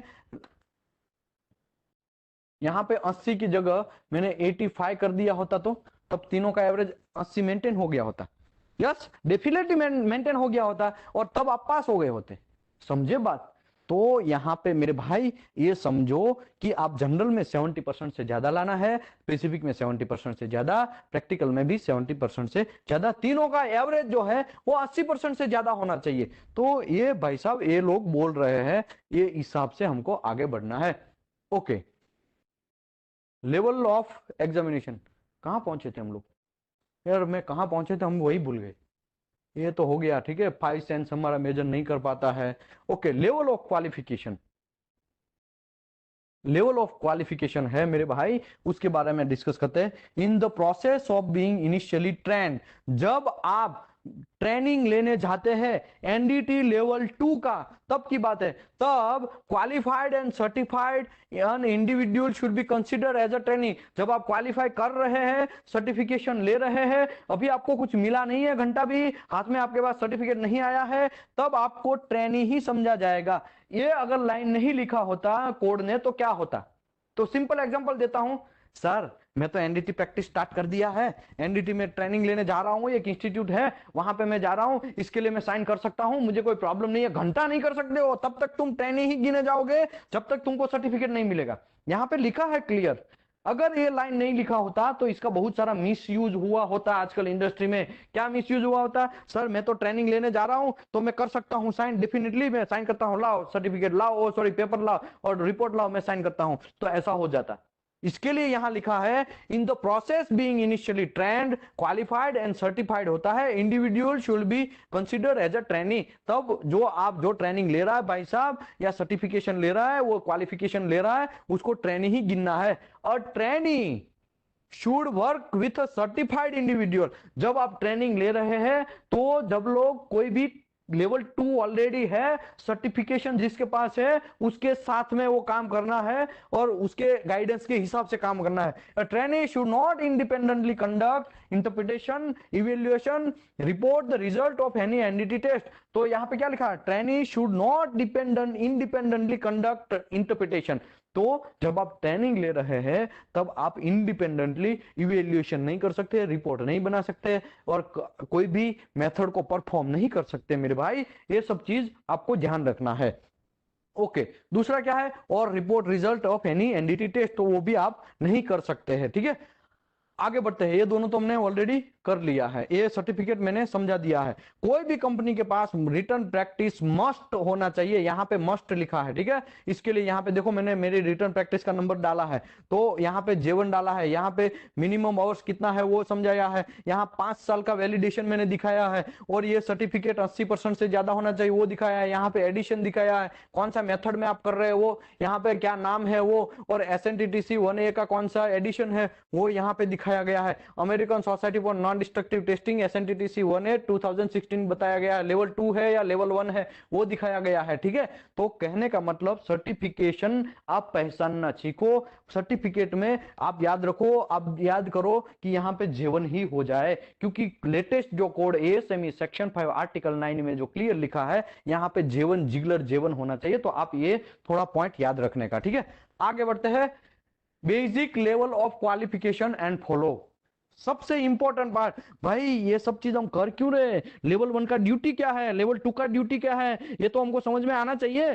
तो लेवल 1 जो है वो क्या कर सकता है, उसका ड्यूटी, लेवल 2 क्या कर सकता है उसका ड्यूटी, लेवल 3 क्या क्या चुतिया पकड़ सकता, सॉरी एक काम कर सकता है उसका ये ड्यूटी लिखा गया है। लेवल 1 जो है ही शुड बी क्वालिफाइड, देखो क्या लिखा है, लेवल 1 ही should be qualified to properly perform the specific calibration and specific NDT method.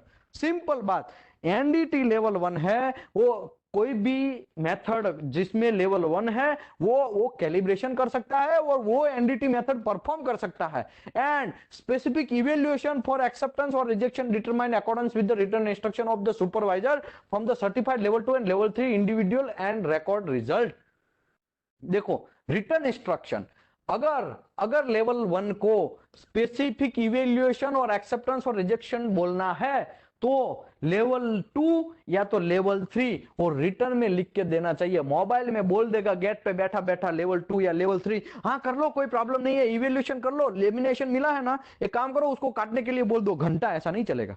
Return में दिया, वो तो फोन में बोला भाई, वर्बली बोला है, वो थोड़ी चलेगा, उसको रिटर्न में देना पड़ेगा। रिटर्न में मतलब मेल में भी नहीं चलेगा, याद रखो आप, मेल में भी नहीं चलेगा। रिटर्न प्रैक्टिस या आपकी कंपनी का प्रोसीजर है उसमें लिखा होना चाहिए कि yes level 1 he can evaluate for acceptance criteria, acceptance and rejection determine भी कर सकता है लेवल 1, तो ही वो कर सकता है, उसको बोलते हैं रिटर्न। आजकल है ना ये लाइन का बहुत मिसयूज होता है, ये लाइन का मैंने तो देखा है मेंटेनेंस डिपार्टमेंट में, जब मैं शट डाउन करने जाता हूं ना तब वहां पे क्या होता है, लेवल 1 टेक्नीशियन होते हैं, तो वो क्या करते हैं, इवेल्युएट भी कर देते हैं वेल्डर को, या सॉरी ग्राइंडर को बोल भी देते हैं तो काट दो, अरे कैसे काट दो भाई, तुम्हारे पास तो अथॉरिटी नहीं है, तुमने ऐसे ही बोल दिया। लेवल 1 ने भी नहीं आपको अथॉरिटी दिया, लेवल 2 ने भी आपको अथॉरिटी नहीं दिया, फिर भी तुमने काट दिया। तो कहने का मतलब ये क्या होना चाहिए, तो रिटर्न इंस्ट्रक्शन लिख के देना पड़ेगा। वो एक पेपर में लिख के देते हैं, ऐसा नहीं चलेगा। समझे बात। एक ने ये पेपर का बात आया तो मुझे एक थोड़ा फनी एक इंसिडेंट याद आया। मैं कंपनी में था, सऊदी अरबिया में एक कंपनी में, आरामको अप्रूव्ड इंस्पेक्टर में था, ठीक है, आरामको अप्रूव्ड था। तो जनरली क्या होता है, फोरमैन है ना, वेल्डर का पर्ची भरता है, फिर वो वेल्डिंग इंस्पेक्टर है उसको साइन करता है, अप्रूव करता है, ठीक है। उसमें एक पर्ची रहता है इलेक्ट्रोड या फिलर का। तो फॉर्म उस टाइम पे क्या हुआ, थोड़ा लेट पहुंचते हैं ना, कभी कभी कुछ लोग लेट पहुंचते हैं, कुछ लोग जल्दी पहुंच जाते हैं, क्वालिटी इंस्पेक्टर। तो कुछ लोग ऊपर रहते हैं, रैक के ऊपर रहते हैं। तो जनरली क्या है, फॉरमैन ने ही लिख दिया, साइन कर दिया। और कैसे लिखा, वेल्डर के हाथ में लिखा कि इसने बोला है और मैंने बोला है, मैं यहाँ पे तुम्हारा साइन कर रहा हूं तो कर दो। ऐसा चलेगा? नहीं चलेगा, डेफिनेटली नहीं चलेगा, उसके ऊपर एनसीआर जनरेट होगा। समझे। तो एक इंसिडेंट में याद आया, इसके लिए जस्ट बोल रहा हूं, डोंट माइंड। तो आपको याद रखना है रिटर्न इंस्ट्रक्शन में होना चाहिए। ओके, लेवल 1 का काम पता चल गया कि भाई वो खाली स्पेसिफिक कैलिब्रेशन कर सकता है या एनडीटी परफॉर्म कर सकता है। अगर वो इवैल्यूएशन करना है तो रिटर्न प्रैक्टिस में रिटर्न में लिखा होना चाहिए, या आपकी कंपनी के प्रोसीजर में रिटर्न में लिखा होना चाहिए कि हाँ कर सकता है तो वही कर सकता है। लेवल 2 का काम क्या है? Level 2, he should be qualified up to the calibrated equipment and interpretation, evaluation, result and respect to application code standard and specification। मतलब लेवल 1 जो कर सकता है ना, वो पूरा का पूरा लेवल 2 तो कर ही सकता है मेरे भाई।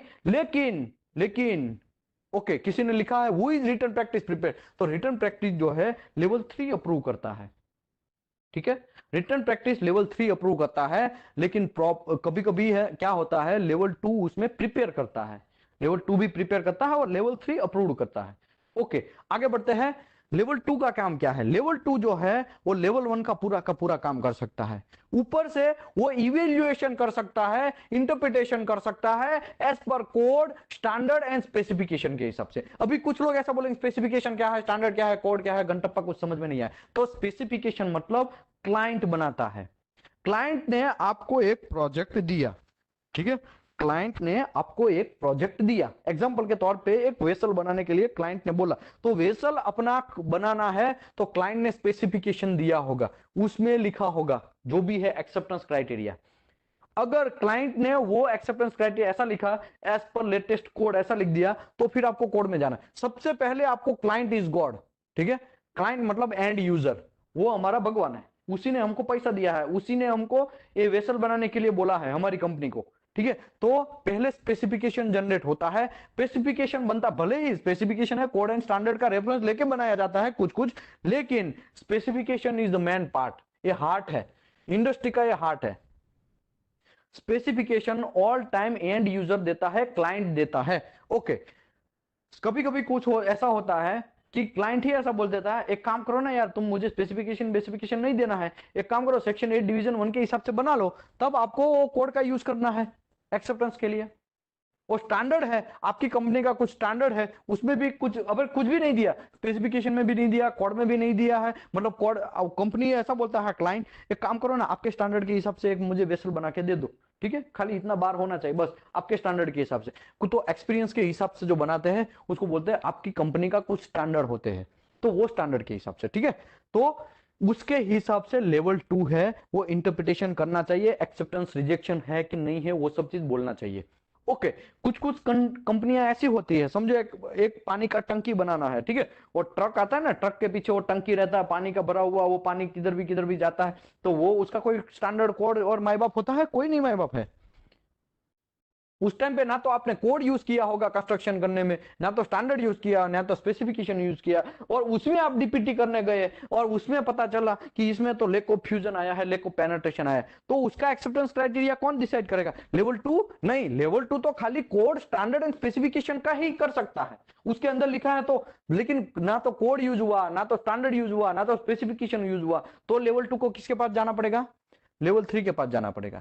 लेवल 3 का यहाँ पे लिखा है एस्टैब्लिशिंग द एक्सेप्टेंस क्राइटेरिया, देखो यहाँ पे लास्ट लाइन में लिखा अदरवाइज अनअवेलेबल, अगर एक्सेप्टेंस क्राइटेरिया किधर भी अवेलेबल नहीं है तो लेवल 3 डिसाइड कर सकता है एक्सेप्टेंस क्राइटेरिया। किसका? ये आरटी का, पीटी का, एमटी का, आरटी का, जो भी है लेवल 3 जिसमें है उसका। ठीक है, आगे बढ़ते हैं। लेवल 2 का तो काम हमको समझ में आया। ओके, दूसरा काम क्या है? ही should B थ्रूली familiar with the scope, limitation of the method which qualified and should be exercised, assigned the responsibility for on the job trained and guidance trainee NDT level 1 person. Level 1 को पहले तो level 2 जो है वो थ्रूली familiar होना चाहिए, किससे? जो भी मेथड में एनडीटी लेवल 2 है उसमें। ओके, दूसरा लेवल 1 जो है वो उसको भी वो ट्रेनिंग करना चाहिए, गाइडेंस देना चाहिए, इतना कैपेबल होना चाहिए। सर हमको घंटा पता नहीं है कुछ भी, एक काम करो ना, तुम्हारे हिसाब से करो, ऐसा घंटा नहीं चलेगा। आप जो है वो लेवल 1 को भी ट्रेनिंग देना चाहिए। ट्रेनिंग मतलब गाइड करना चाहिए, क्या काम करना है क्या नहीं काम करना है, वो सब चीज का गाइडेंस भी होना चाहिए, समझे? लेवल 2 जो है उसका बहुत रिस्पॉन्सिबिलिटी है देखा जाए तो। Okay, the level 2 should be able to organize the report of the result of NDT test। मतलब लेवल 2 है वो रिपोर्ट भी बना सकता है, याद रखो, लेवल 2 है वो रिपोर्ट भी बना सकता है, वो ऑर्गेनाइजेशन के अंदर, और रिपोर्ट बना के उसके रिजल्ट एक्सेप्ट है कि रिजेक्ट है वो भी बोल सकता है, लिख सकता है। अच्छा करता हूं, ये दोनों चीज छोटा छोटा चीज है, समझ में आया होगा। लेवल 3 के ऊपर काम करते हैं। लेवल 3 क्या काम कर सकता है? You should be capable to developing, qualify, approving procedure, approving the techniques, interpretation code, standard, specification, procedure, and designating the particular entity, method, techniques, procedure, and to be used। अगर कोई भी प्रोसीजर कहाँ पे यूज करना है, कोई एक plate है उसमें मैं बोलता हूं कि चलो इसमें आर्टिकल, घंटा ऐसा चलेगा? ऐसा नहीं चलेगा, वो आपको थ्रूली फेमिलियर होना पड़ेगा। और कौन डिसाइड करेगा? डेवलपिंग करना है वो लेवल 3 डिसाइड करेगा। समझो आप लेवल 3 है तो आपको डिसाइड करना है, मैं लेवल 3 हूं मेरे को डिसाइड करना है। लेवल 2 या लेवल 1 डिसाइड नहीं कर सकता इसमें आरटी करो कि यूटी करो। समझे बात मेरी कहने की? भाई इसमें डेवलपिंग भी कर सकता है, कुछ मेथड कुछ टेक्निक्स यहाँ पे डेवलप कर सकता है। अभी अभी आप ऐसा वो सोचेंगे क्वालिफाइंग समझ में आया, ये समझ में आया, एस्टैब्लिशिंग द अप्रूविंग टेक्निक्स, ये समझ में नहीं आया। टेक्निक्स है क्या? तो मैं थोड़ा टेक्निक्स बता देता हूँ। ये क्या है? टेक्निक्स है। भले ही लिख, ये मैं आपको लिक टेस्ट बोलूं तो उसमें बबल लिक टेस्ट भी आता है, प्रोसीजर चेक लिक टेस्ट भी आता है, हेलोजन डायोड टेस्ट लिक टेस्ट भी आता है, मास स्पेक्ट्रोमीटर लिक टेस्ट भी आता है। तो भले ही ये लिक टेस्ट है लेकिन इसमें मेरे भाई कितने पार्ट है देखो, ये सब टेक्निक्स है। क्या है? ये टेक्निक्स है। ये जो है मैन लिक्विड टेस्टिंग, वो लिक टेस्टिंग वो एक मेथड है, और ये टेक्निक यहाँ पे है। रेडियोग्राफी की मैं बात करूं तो रेडियोग्राफी में देखो, ये रेडियोग्राफी, कंप्यूटराइज्ड रेडियोग्राफी, मतलब ये डिजिटल रेडियोग्राफी, कंप्यूटर ट्रोमोग्राफी, मतलब ये जो हम यूज करते हैं ना, ये डॉक्टरी फील्ड में यूज करते हैं ना, हमारा स्कैनिंग करवाते हैं, पता है ना, सोनोग्राफी करवाते हैं, आपको पता है ना? सोनोग्राफी या सोनोग्राफी एक अलग मैटर है, ठीक है, वो तो अल्ट्रासोनिक का एक पार्ट है। सोनोग्राफी नहीं, जस्ट मैं बोल रहा हूं ये ट्रोमोग्राफी जो है वो भी एक रेडियो एक्टिव सिस्टम है, रेडियो टेस्टिंग का मेथड है, और वो डॉक्टरी फील्ड में यूज होता है, तो इसमें मुझे ज्यादा नहीं पढ़ना है। कंप्यूटराइज्ड रेडियोग्राफी वो भी एक जनरल है, डिजिटल और रेडियोग्राफी जनरल, वो हम लोग आजकल यूज करते हैं मार्केट में, ठीक है। तो इसका मतलब ये क्या है? ये टेक्निक्स है भाई। अभी इतना ही बचा है, ठीक है, अभी यहाँ पे सेशन फिनिश हो रहा है, तो डोंट वरी रिगार्डिंग दिस, अब टेंशन मत लीजिए, अभी थोड़ा ही बचा है। लेवल 3 है वो डेवलप भी कोई भी मेथड को कर सकता है, कोई मेथड को क्वालिफाई कर सकता है, कोई भी मेथड को अप्रूविंग प्रोसीजर भी बना सकता है, उसको इंस्टैब्लिशिंग भी कर सकता है, अप्रूविंग टेक्निक्स भी कर सकता है, इंटरप्रिटेशन कोड भी कर सकता है वो स्टैंडर्ड या स्पेसिफिकेशन और प्रोसीजर के हिसाब से, और designating the particular entity, method, techniques, procedure भी यूज कर सकता है, वो सब चीज कर सकता है, सबका माई बाप है, ठीक है। आगे बढ़ते हैं। तो NDT level 3 should have sufficient practical background. क्या लिखा है? Practical background. आपको प्रैक्टिकल घंटा पता ही नहीं है तो काम का क्या? समझो बात। तो प्रैक्टिकल बैकग्राउंड आपको उसका होना चाहिए, और एप्लीकेबल मटेरियल का, फैब्रिकेशन का, और प्रोडक्ट टेक्नोलॉजी का, एस्टैब्लिशिंग द टेक्निक्स, वो टेक्निक्स भी एस्टैब्लिश कर सकता है, assign the establishing the acceptance criteria when non are otherwise available, अगर अवेलेबल नहीं है तो एक्सेप्टेंस क्राइटेरिया भी डिसाइड कर सकता है। ओके, एसएनटीटीसी 1A है, वो क्या बोलता है एग्जाम के बारे में? तो मेरे भाई एग्जाम के बारे में लेवल 1 एंड लेवल 2 है, उसका 3 एग्जाम होना चाहिए, जनरल एग्जाम, स्पेसिफिक एग्जाम और प्रैक्टिकल एग्जाम। मैंने सर्टिफिकेट में ऑलरेडी आपको दिखाया ये तीनों एग्जाम में आपको 70 70 70 तीनों का एवरेज 80% से ज्यादा लाना चाहिए, तभी आप पास है। जनरल एग्जाम 40 क्वेश्चन होते हैं, स्पेसिफिक एग्जाम में 20 क्वेश्चन जनरली रखना है, प्रैक्टिकल 100 मार्क्स के रहता है। 40 में से आपको ये 40 क्वेश्चन है, ये 20 क्वेश्चन है। ओके, स्पेसिफिक एग्जाम है वो ओपन बुक एग्जाम है, ठीक है, आप कोड को भी ओपन कर सकते हैं। ओके, ये तो लेवल 1 एंड लेवल 2 की बात हो गई कि 3 एग्जाम है, जनरल एग्जाम, स्पेसिफिक एग्जाम और प्रैक्टिकल एग्जाम। लेकिन लेवल 3 का क्या? लेवल 3 का मेरे भाई लोग को बहुत कंफ्यूजन होता है कि भाई 3 एग्जाम होते हैं, लेकिन 2 एग्जाम ऑलरेडी कौन प्रोवाइड करता है? ASNT ऑर्गेनाइजेशन, वो 2 लेता है। 2 क्या लेता है? बेसिक एग्जाम कंपलसरी है, आपको 16 का 16 मेथड में एनडीटी लेवल 2 करना है, सॉरी एनडीटी लेवल 3 करना है, समझो। तो आपको बेसिक एग्जाम एक ही बार देना है। समझो आपको 5 मेथड में एनडीटी लेवल 3 करना है, तो भी बेसिक एग्जाम आपको एक ही बार देना है। समझो आपको 2 मेथड में लेवल 3 करना है, तो भी बेसिक एग्जाम एक ही बार देना है। अगर आपको एक सब्जेक्ट में भी, एक मेथड में भी आपको एनडीटी लेवल 3 करना है, तो भी बेसिक एग्जाम आपको एक ही बार देना है, कुछ टाइम इंटरवल में, ठीक है, कुछ टाइम इंटरवल में। यहां पे मेरा मिसअंडरस्टैंडिंग नहीं करने का, टाइम इंटरवल की भी मैं बात करता हूं, ठीक है, कुछ टाइम इंटरवल में। ओके, दूसरा मेथड एग्जाम, समझो आपको आरटी लेवल 3 करना है, तो आपको बेसिक एग्जाम तो कंपलसरी देना ही है और मेथड एग्जाम दे देना है। एक आध 2 महीने में समझो आपने आरटी पास कर लिया, तो अभी एक आध 2 महीना ही हुआ है बेसिक एग्जाम दिए हुए, तो फिर आपको बेसिक एग्जाम देना जरूरत नहीं है, फिर पीटी एमटी आरटी जो भी देना है वो दे सकते हैं। बेसिक एग्जाम आपको एक बार देना है। 35,000 फीस है asnt.org का, पर सब्जेक्ट का 35,000। ओके, अभी रही बात, ये तो हम दे देते हैं, बेसिक एग्जाम का नाम सुना है और मेथड एग्जाम का नाम सुना है, लेकिन भाई हमने कभी ए एग्जाम का नाम नहीं सुना है, स्पेसिफिक एग्जाम का।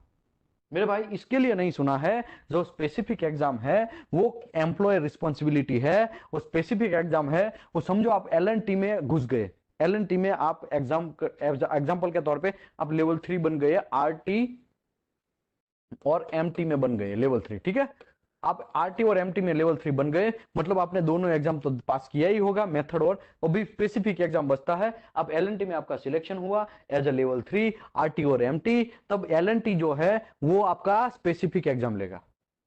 लेकिन वो तो आजकल क्या होता है, कागज बन जाता है, साइन तुम पास ही हो, टेंशन मत लो, हम एम्प्लॉय के तौर पे तुमको सिलेक्ट कर रहे हैं, तुम पास ही हो, आ जाओ, ठीक है। ऐसा नहीं करना चाहिए जनरली, बाहर आराम को कंपनी में तो ऐसा जनरली होता ही है। पता नहीं आज साउंड बफरिंग क्यों हो रहा है, बाकी मैंने तो ये वाईफाई में डाल दिया है, मेरा मोबाइल हाई स्पीड वाईफाई है, ठीक है। आगे बढ़ते हैं। ASNT provide the service of the industry of NDT level 3 examination in basic and method exam because of the individual requirement of the many industry of NDT. अगर ये exam provide नहीं करता तो बहुत बहुत लोचा लापसी होता है, सब लोगों को ये थोड़ा प्रॉब्लम जनरेट होता है। इसके लिए ASNT ने ये 2 एग्जाम क्लियर करवा देता है वो, और खाली एक ही एग्जाम बचता है, और वो जो एक एग्जाम है स्पेसिफिक एग्जाम है, वो responsible of the employer responsible रहता है। ओके, आशा करता हूं आपको यहाँ पे सब चीज का पूरा इंफॉर्मेशन मिला होगा। Thank you very much. यहाँ पे मैं सेशन को क्लोज करता हूं, और कल कल हम लोग और एक सेशन स्टार्ट करेंगे, और वो सेशन का नाम रहेगा pattern absorption and image formation, ठीक है। उसमें भी बहुत अच्छा सा सेशन है, बहुत नॉलेज मिलेगा मेरे भाई, नॉलेज है इंपॉर्टेंट पार्ट है, नॉलेज गेन कर लो। ओके, ये चीज का रिकॉर्डिंग जिसको भी चाहिए, आज का रिकॉर्ड हुआ है, वो ये नंबर से कांटेक्ट करे, दीपेश पटेल से, जिसने ये लिंक शेयर किया है आपको ग्रुप में, वो आपको रिकॉर्डिंग दे देगा। खाली इसी का रिकॉर्डिंग नहीं देगा, वो आपको पूरा का पूरा अभी तक जितना भी रिकॉर्ड हुआ है वो सब का सब रिकॉर्ड देगा। बहुत सारे उसमें वीडियो आजकल तो मैं गिनना भी भूल गया हूं, और इतना रिकॉर्ड वहां पे हो चुका है, और पूरा का पूरा हाई क्वालिटी में ऐसा ही चकाचक मिलेगा। और कितने में मिलेगा आपको? 499 रुपीज में लाइफ टाइम मेंबरशिप है, फिर बाद में कभी भी लाइफ में आपको भरना नहीं है। जितना भी मैं सेशन करेगा सबका सब सेशन आपको ये दीपेश पटेल के जीमेल में मिलेगा, आपको जीमेल में, ठीक है, सॉरी आपके जीमेल में मिलेगा।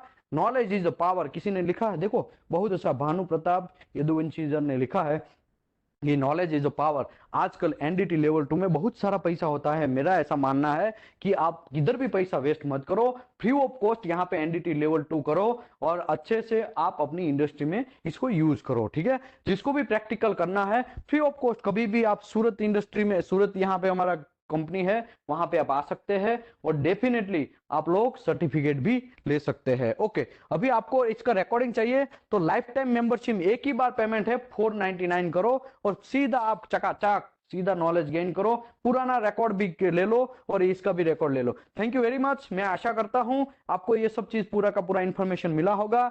और या आज तो हमने ये फिनिश किया। देखो ये सब चीजें ना ऑलरेडी हम 1.5 महीने से काम कर रहे हैं। 1.5 महीने से मैंने बहुत सारा एनडीटी मेथड का प्रोसेस समझा है। टोटल 82 सेशन किए, डेली का यही टाइम 8:30 से 9:30 या 10 बजे, कभी कभी तो क्वेश्चन आंसर में भी 10 बज जाता है। किसी को पेन ड्राइव भी चाहिए तो डेफिनेटली ले सकता है। सद्दाम हुसैन ने लिखा है पेन ड्राइव, हमको पूरा का पूरा वीडियो पेन ड्राइव में चाहिए, तो यस डेफिनेटली आप पेन ड्राइव में भी ले सकते हैं और आपको पूरा का पूरा हाई क्वालिटी हाई क्लियरिटी में आपको पेन ड्राइव भी मिल जाएगा। वो आपको दीपेश पटेल को कांटेक्ट करना पड़ेगा। बाकी यहाँ पे रहिए और free of cost knowledge gain करते रहिए। ऑफलाइन भी आएंगे तो भी रहने का भी हम लोग फ्री ऑफ कॉस्ट देंगे। Thank you very much. मैं आशा करता हूं आप सब लोगों को ये इंफॉर्मेशन थोड़ा बहुत इंडस्ट्री में यूज करेंगे आप और प्रॉपर सीरियस से काम आगे बढ़ाएंगे।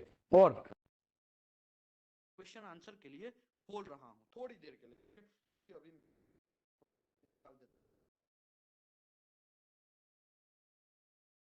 एक मिनट मुझे आपकी आवाज नहीं आ रही है अभी, थोड़ी देर में मैं इसको लगा देता हूं। अभी आप क्वेश्चन आंसर पूछ सकते हैं, प्लीज टेल मी।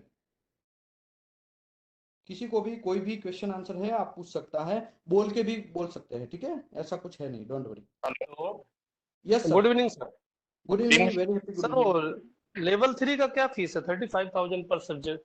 पर सब्जेक्ट 75,000, समझो आपको आरटी में लेवल 3 करना है तो आपको 35,000 रुपया asnt.org में आपको दीपेश पटेल को कांटेक्ट करेंगे। आपको कैसे फॉर्म भरना है वो भी आपको गाइडेंस करेंगे, वो भी फ्री ऑफ कॉस्ट, ठीक है। Okay sir. तो आप है ना एक सर काम वो कर सकते हैं, यस यस आप सर। है ना कैसे फॉर्म भरना है, वो एक फॉर्म यहाँ पे रहेगा।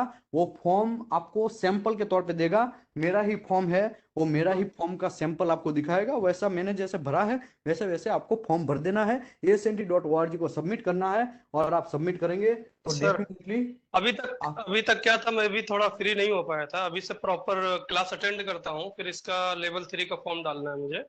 यस, और थैंक यू वेरी वो मच। विजुअल का सर प्रोसीजर मुझे बनाना है। वो विजुअल का आप प्रोसीजर सर भेजे नहीं, थोड़ा क्या क्या चाहिए प्रोसीजर बनाने के लिए, हमारा रिक्वायरमेंट क्या क्या होता है? देखो विजुअल का प्रोसेस जब बनाते हैं तब आपको SNTTC 1A 2020 के हिसाब से कुछ रिक्वायरमेंट आपका कंपनी का ASME सेक्शन 5 आर्टिकल 9 का जो रिक्वायरमेंट है वो रिक्वायरमेंट दोनों फुलफिल होना चाहिए। और आप एक डेमोस्ट्रेट करेंगे एक प्लेट के अंदर 0.8 mm विड्थ का आपको एक डिसकंटिन्यूटी जनरेट करना है और वो प्लेट को परफॉर्म करवाना है। जिसको भी आपको विजुअल का परफॉर्मेंस करवाना है वो बंदे का नाम लिख के फिर उसका एक लाइट इंटेंसिटी रहता है 1076 लक्स, वो लाइट इंटेंसिटी रख के वो विजुअल एग्जामिनेशन करवाना है। या तो डायरेक्ट एग्जामिनेशन आंखों से देखना हो या ल्यूसेंट एग्जामिनेशन हो या इनडायरेक्ट मतलब है बोरोस्कोप वाला सिस्टम हो, तो जैसा भी आपको करना है वो प्रोसीजर आप डालेंगे। मैं आपको एक सैंपल प्रोसीजर शेयर करता हूं, आप यस सर। डेफिनेटली। ओके, दूसरी बात, मैंने ऐसे सैंपल प्रोसीजर बनाए हैं ताकि अंदर कुछ भी किसी का भी नाम नहीं है, ऊपर आपका कंपनी का नाम चिपका दो, जो भी अंदर चेंज करना है तो ठीक है, अदरवाइज नहीं भी चेंज करेंगे तो एज पर लेटेस्ट कोड के हिसाब से 2020 के हिसाब से, सॉरी 21 के हिसाब से मैंने बनाया है, तो आपको वो सपोर्ट सर होगा। सर जैसे अभी हैमर टेस्ट, वैन test, leakage test, pneumatic test सब है, तो उसका हम्म। स्पेक पढ़ना जरूरी है? स्पेक पढ़ के और कोड का एक्सेप्टेंस क्राइटेरिया, जैसे विजुअल का है आर्टिकल 9 है, वो पढ़ना है, फिर स्पेक पढ़ना है। जैसे हम खुद वो वाला विजुअल टेस्ट नहीं, जो हम प्रोसीजर में हमको मिलता है, कोई जॉब स्टार्ट करते हैं ना तो प्रोसीजर में हमको जो अपना मिल गया है, तो वो उसको कैसे बनाना है स्पेक को, जो आता है अपना रिक्वायरमेंट प्रोसीजर क्या जो क्या आता है। किसका प्रोसीजर है? हैमर टेस्ट एक अलग चीज है। जैसे हैमर के लिए आपको 250 ग्राम का या 150 ग्राम का हैमर लेना पड़ेगा। वो हैमर चारों डायरेक्शन में आपको एंकर के ऊपर मारना पड़ेगा। वो एंकर, वो हैमर टेस्ट की बात कर रहे हैं। मेरा कहने का मतलब, जैसे हम लोग जो भी प्रोसीजर बनाएंगे, क्या उसको पहले प्रैक्टिकल करेंगे या हम लोग प्रोफाइल में बना के यस, क्लाइंट को सबमिट आपको करेंगे? परफॉर्म करना पड़ेगा प्रैक्टिकल। आप बिना परफॉर्म किए कैसे कर सकते हैं? अच्छा अच्छा। पहले आपको परफॉर्म करना तो पड़ेगा, वही आप क्लाइंट को अप्रूव कर सकते हैं। देखो ऐसा करेंगे, अगर आप परफॉर्म ही नहीं करेंगे, प्रोटोकॉल ही नहीं बनाएंगे तो आपको, हाँ कंपनी नया है तब, अगर पुराना कंपनी हो गया है तब तो ऑलरेडी परफॉर्म किया होगा, उसके पास ऑलरेडी प्रोसीजर होगा, तो वो आप यूज यस कर यस। सकते हैं डेफिनेटली। Okay okay. लेकिन आपको उसी अगर को नया कॉपी पेस्ट कंपनी करना है है। तो आपको नया परफॉर्म करना पड़ेगा, डेमोस्ट्रेट करना पड़ेगा। डेमोस्ट्रेट करके आपको करना पड़ेगा, ठीक है। बराबर। थैंक और यू किसी सर। को कोई डाउट है सर? ओके। सर नए लोगों को फैसिलिटी लेवल 2 और लेवल 3 सर गाइडेंस थोड़ा बताइए ना। Hello. Yes sir, good evening sir. Good evening. Sir मैं ये पूछना चाहता था, सर जैसे आपने बताया था अभी कि मेटल के अंदर हेलमेट निकला हुआ था, जैसे अभी आरटी में टेस्टिंग हुआ था तो उसमें हेलमेट भी शो किया था। आरटी के फिल्म में हेलमेट शो करता है क्या सर कभी? यस, मैं आपको ये भी बोला कि हेलमेट के अंदर मेटल था, हेलमेट शो नहीं करता है, याद रखो। प्लास्टिक को क्या शो करेगा वो, क्योंकि उसका डेंसिटी कम है। आरटी फिल्म के अंदर डेंसिटी उसका कम है, सॉरी ये हेलमेट का डेंसिटी प्लास्टिक है, प्लास्टिक का डेंसिटी नहीं है, तो आपको वो दिखेगा नहीं, लेकिन वहां पे आपको फजी इमेज का महसूस होगा। और अगर हेलमेट के अंदर फिलर है तो वो तो दिखाएगा ना, डेफिनेटली दिखाएगा। लेकिन जब हम देखने गए तो पता चला वहां पे हेलमेट भी है। देखिए बात ऐसा है। हेलो, बात समझे sir? Yes sir.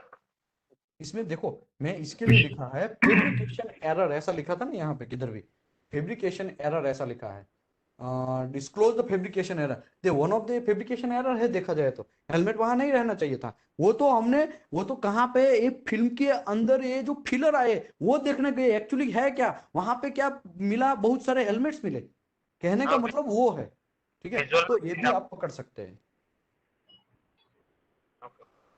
Yes sir, और किसी को कोई डाउट है? विशाल भाई, yes sir, yes sir, please. यार एक मेरे को ये है क्लैरिफिकेशन चाहिए। यस जैसा प्लीज। आप अभी बोल रहे हैं ना, क्या उसमें जो विजन ये अपने एसएनटीसी as per issuing the certificate as per SNTC 1A, right? And the Right. SNTC 1A word mentioned that for the vision test, it should be minimum Jaeger J1, right? Yes, yes, Jaeger J2. yes, but the certificate पे आप mention करते हैं J1। yes, तो आप section 5 देखेंगे, section yes। 5 मैं section 5 article open करता हूँ, एक मिनट। Article T120। मैं ओपन करता हूँ, मैं ओपन करता हूँ, आपको ओपन करके दिखाता हूँ। वहां पे लिखा हुआ है नहीं नहीं, लेटेस्ट। मैं आपको क्या बोल रहा हूँ, T120 आप देखो ना, वो क्या लिखा हुआ है इसमें, T120 क्लॉज ई। एक मिनट।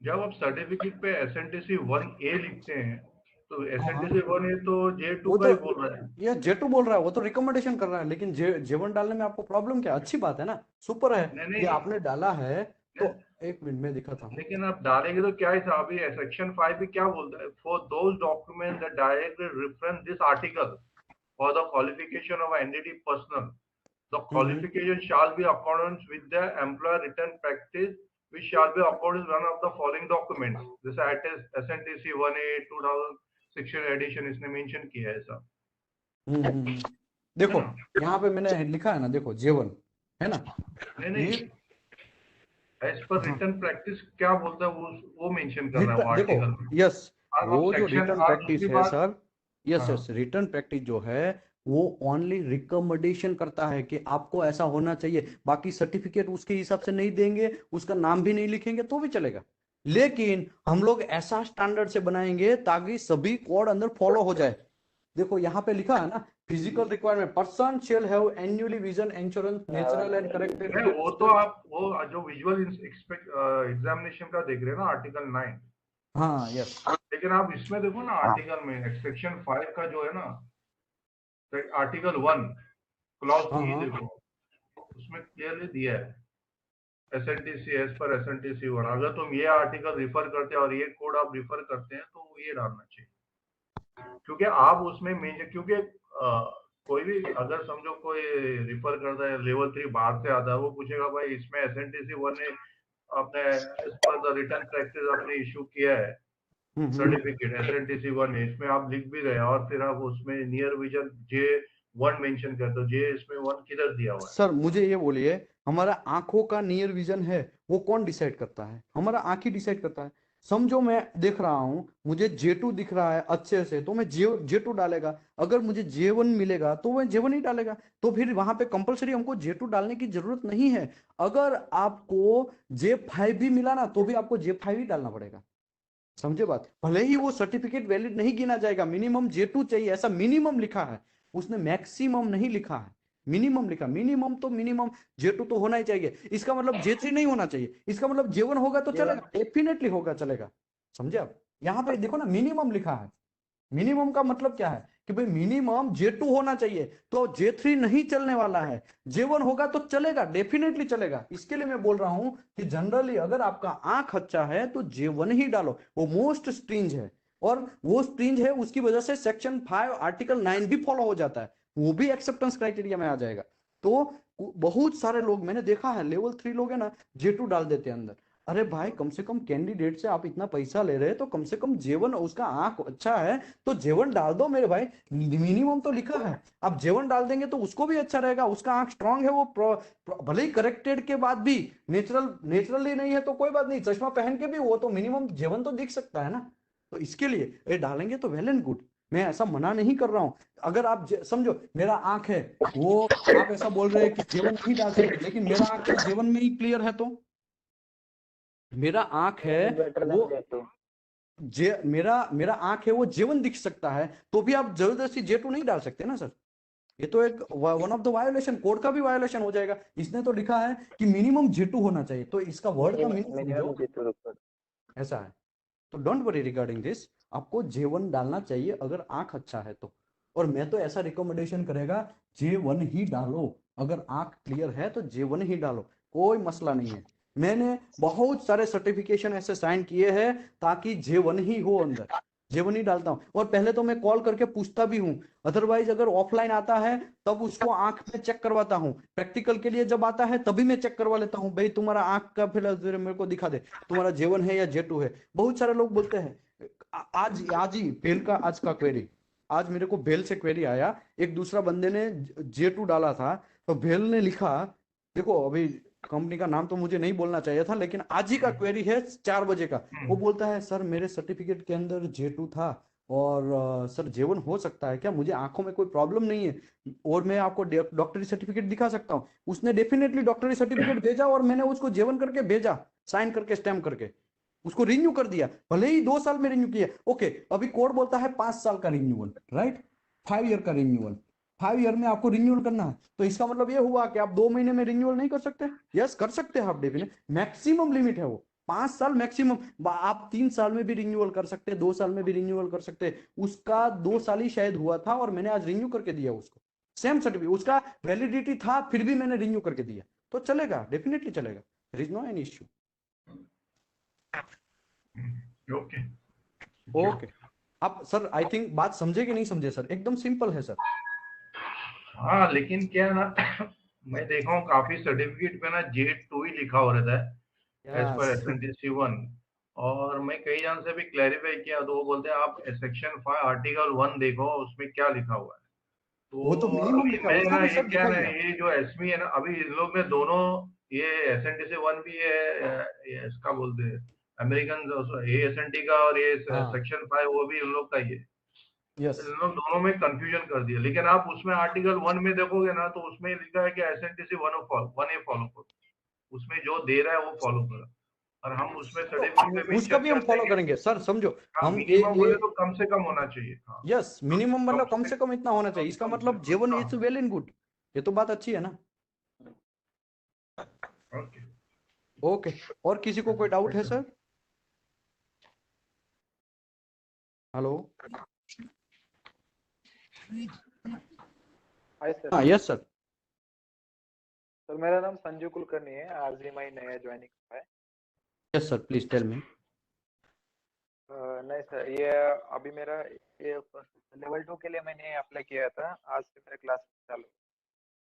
एवरीडे 8:30 को रहेगा ना सर चालू? यस, डेली 8:30 को क्लास स्टार्ट होगा, और कोई भी आपको टेंशन लेने की जरूरत नहीं है, डेली 8:30। और इसमें मैं बहुत सारा सिखाएगा, समझाएगा, और आपको इतना नॉलेज गेन होगा, 3 इडियट्स बन जाओ मेरे भाई, जॉइन नॉलेज के लिए आप 3 इडियट बन जाओ, कोई भी क्लास में घुसो और बैठ जाओ, अगर हमारा फील्ड का है तो समझ लो, सीख लो, आपको बहुत फायदा करेगा, आज नहीं तो कल फायदा करेगा, कल नहीं तो 2 साल के बाद आपको फायदा ही होने वाला है।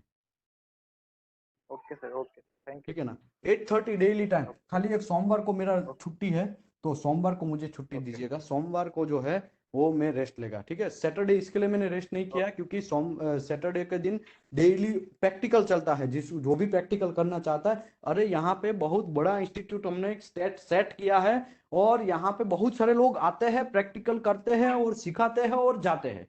मेरे को तो, मैं आपको रियल बोलता हूँ, ऑफलाइन में बहुत सारे लोगों का हमको नाम ही पता नहीं है, सिंपल बात।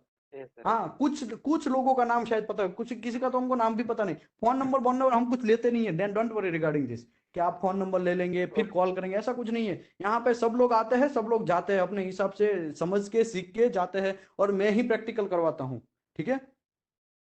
अच्छा विशाल भाई, यस सर। मैं ये पूछ रहा था, अगर समझो अभी लेवल 3 है तो हाँ, लेवल 3 के रिन्यूअल के लिए आप लोग को 25 पॉइंट्स चाहिए। तो मैं क्या यस। बोल रहा था, आप लोग जैसा अभी मैं भी कुछ अटेंड करता हूँ यहाँ पे, हाँ, ये उसका पॉइंट मिलेगा, मैं ATS, आपको सेट करके देगा, don't worry. so I want the refresher certificate, something like that. Yes, मैं किसी आपको भी देगा, टीम ठीक में, है। हाँ। Yes sir. And tell me what are your charges for that? है, कुछ चार्ज नहीं, फ्री ऑफ कॉस्ट, आप आओ लेके जाओ, खाली मुझे कुछ आपका फोटो और आपका सीवी वगैरह पहुंचा दो बस। आपका सीवी, क्योंकि मेरे रिकॉर्ड के लिए खाली सीवी आप पहुंचा दो, और आपको पासपोर्ट साइज का फोटो पहुंचा दो, फ्री ऑफ कॉस्ट आपको देगा, कोई डोंट वरी, पैसे का कोई टेंशन नहीं है, ठीक है। कोरियर ना? हाँ, कुरियर, कुरियर मतलब गल्फ कंट्री में रहेगा कुरियर, तो उसका 300 रुपया आपको देना पड़ेगा। वो जो 300 रुपया सऊदी नहीं अरबिया नहीं, के, मैं इंडिया में ही मंगा लूंगा ना उसका। हाँ इंडिया में मंगा लेंगे तो फ्री ऑफ होम कॉस्ट, भेज डोंट दो। वरी, हाँ, ठीक है। Okay, thank you. Welcome sir, welcome. Okay, good yes sir. Evening sir. Good evening. Sir मेरा रिज्यूम थोड़ा चेक कर लीजिए सर प्लीज।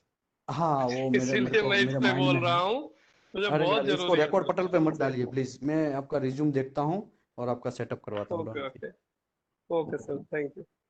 ओके। और किसी को विशाल कोई सर, डाउट है? Yes sir, yes Sachin sir.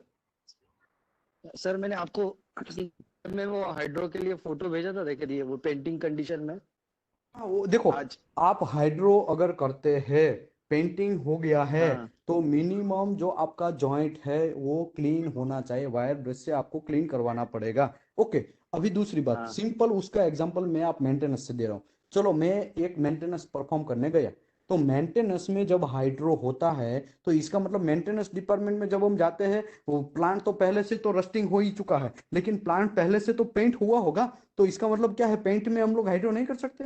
ऐसा नहीं है, पेंट के ऊपर भी हम हाइड्रो कर सकते हैं। याद रखो, अगर आपकी कंपनी में थोड़ा प्रोसेस पहले से चला गया है तो एनसीआर वगैरह डाल के चलाओ। बाकी आप पेंटिंग हो गया है तो जॉइंट को पहले क्लीन कराओ, और जॉइंट थ्रूली क्लीन होना चाहिए, उसमें कोई कोटिंग नहीं होना चाहिए। उसके बाद आप हाइड्रो परफॉर्म करो, एक्सेप्ट करो, no problem. Okay sir, okay, thank you very much. Okay, welcome sir. Okay. Okay, और किसी को कोई डाउट है सर?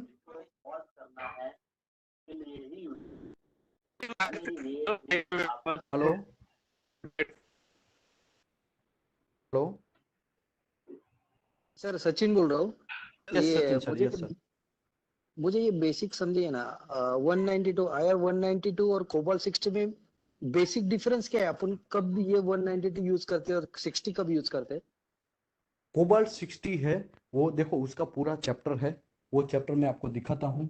वो चैप्टर आएगा यहाँ पे एक्सरे जनरेशन में, और उसका हाफ लाइफ कहाँ गया, हाफ लाइफ, हाँ यहाँ पे चैप्टर नंबर 4।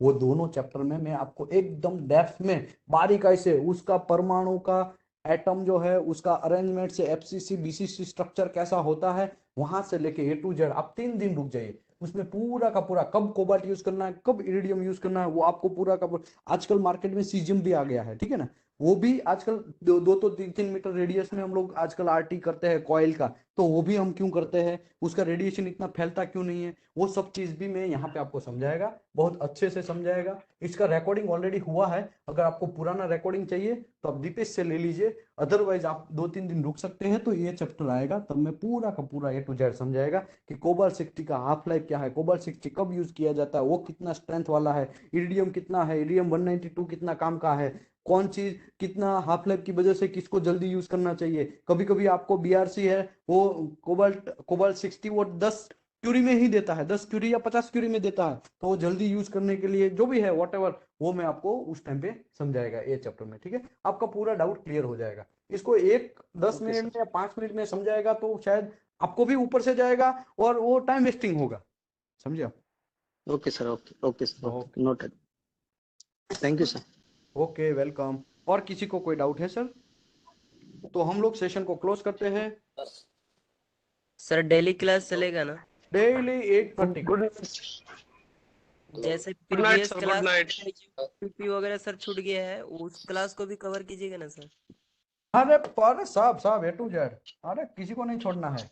आजकल हमको पूरा फुल फिनिश करना है। पुराना क्लास का भी अगर रिकॉर्डिंग हुआ है उसका चाहिए तो आप दीपेश से ले लीजिए। ये दीपेश का नंबर है 8155 सर 8155। मैं खरीदा हुआ हूँ सर, पेन ड्राइव मैंने लिया हुआ है आपसे, बट उस पे थोड़ा ज्यादा फोकस नहीं कर पाता हूँ। लेकिन कोशिश करूंगा सर आपका लाइव क्लास को पकड़ के उसको कवर करने के लिए सर। बाकी अगर कुछ डाउट रहेगा बस तो कोई बात नहीं, देख। कोई बात नहीं।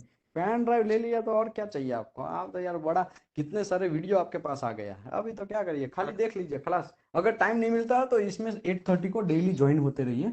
अब 8:30 को आपको सब चीज मिल जाएगा, ठीक है? सर आप ट्रेनिंग के लिए बोल रहे, लेकिन सर किस लोकेशन पे, एड्रेस क्या रहेगा क्या? ओके, सूरत लोकेशन।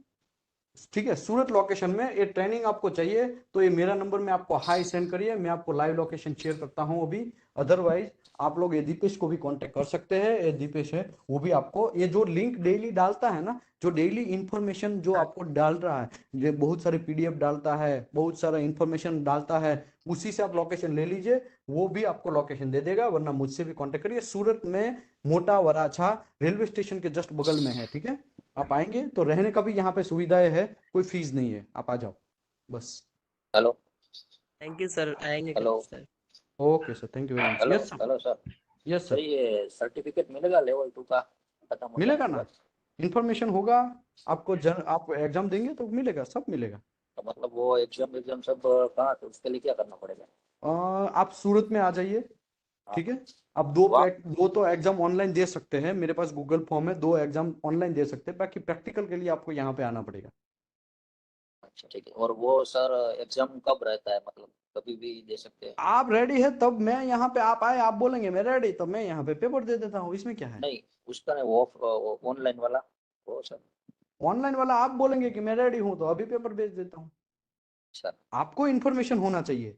आप ट्रेनिंग, हाँ। पुराना ट्रेनिंग कवर कर लिया है तो इसमें मैं आपको दे देगा। नहीं सर, इसमें अभी तो कोई ये चालू ही किया है। चालू है तो फिर आप रुक जाइए। आप आरटी हाँ, पूरा फिनिश कर लीजिए, बाद में आरटी का एग्जाम दीजिए तो आपको एक इन्फॉर्मेशन मिलेगा, ठीक है ना? ठीक बहुत है सारा सर। इन्फॉर्मेशन मिलेगा, उसके बाद में एग्जाम दीजिए, ठीक है? Don't worry. सर एक और क्वेश्चन है sir. Yes sir. Sir CBT Aramco का सर प्रिपरेशन या उसके लिए कुछ ट्रेनिंग या इस तरीके इसका का, भी मतलब ट्रेनिंग आप लोग? होगा, इसका भी हम लोग ट्रेनिंग करवाते हैं और वो भी फ्री ऑफ कॉस्ट है। आप आइए, सीबीटी का प्रिपरेशन करिए और जाइए। हाँ, मुझे खाली बोल के आइए कि मैं सीबीटी के लिए आ रहा हूँ, ताकि मैं 2-3 यहाँ पे ग्रुप है उसमें शेयर कर देता हूँ। सीबीटी हम लोग स्टार्ट कर रहे हैं, अगर 10 लोग होंगे तो मैं सीबीटी करवाएगा, क्योंकि ये ना इसमें ऐसा है, यहाँ पे ऑलरेडी बहुत रश रहता है अभी यहाँ पे, ठीक है? तो मुझे खाली बोल दीजिए कि मैं आ रहा हूँ ये तारीख में, अगर सेट हो सकता है तो मैं यहाँ पे बाकी लोगों को बोल देता हूँ। 10 बार यहाँ पे होते ही बहुत सारे ये एनडीटी करने वाले लोग ही बोल देते हैं हाँ हम भी कर लेंगे, तो उसको 10 को बिठा देंगे और उसका सीबीटी का स्टार्ट कर देंगे। सीबीटी समझाने के लिए, कंप्यूटर बेस्ड टेस्ट जो है वो समझाने के लिए मुझे मिनिमम मिनिमम 1 मंथ चाहिए, डेली का 3 आवर्स, डेली 3 आवर्स का, डेली 3 आवर्स मुझे मिनिमम 1 मंथ समझाने तक चाहिए। तो डेली अगर आप 3 आवर्स पढ़ते हैं तो 1 मंथ आप पकड़ लीजिए। 1 मंथ आपको यहाँ रुकना है और आप पढ़ के सीबीटी क्लियर करके जाइए, ठीक है? नॉट क्लियर, क्योंकि वो तो आपका सीबीटी तभी आपको क्लियर होगा जब आप कोई कंपनी आरामको में सिलेक्ट होते हैं। आरामको में सिलेक्ट होते हैं तभी आपका सेप नंबर जनरेट होगा, और सेप नंबर आपको मिलेगा तो मैं यहाँ पे एक वेबसाइट दिखाएगा, वो सेप नंबर पे आप अप्लाई करिए और सीधा सीबीटी का एक फॉर्म खुलेगा, उसमें डेट वगैरह टाइम रहेगा, वो सब चीज भर दीजिए। तो वो डेट पे आपको वो लोकेशन पे, लोकेशन भी खुलेगा, लोकेशन भी सिलेक्ट करना रहेगा, वो लोकेशन पे आप जाइए और एग्जाम दीजिए, ठीक है? उसका $47, 47 यूएसडी उसका चार्ज है। किसका? आरामको का चार्ज है, हमारा कोई नहीं चार्ज है, ठीक है? हमारा इसमें मत घुसाइए। आरामको, आरामको का चार्ज है $47 का सीबीटी का। तो $47 आपको उसी को पे करना है, और वो वेबसाइट के अंदर ही पे करिए और सीधा लोकेशन सिलेक्ट करिए और एग्जाम देने चाहिए, ठीक है?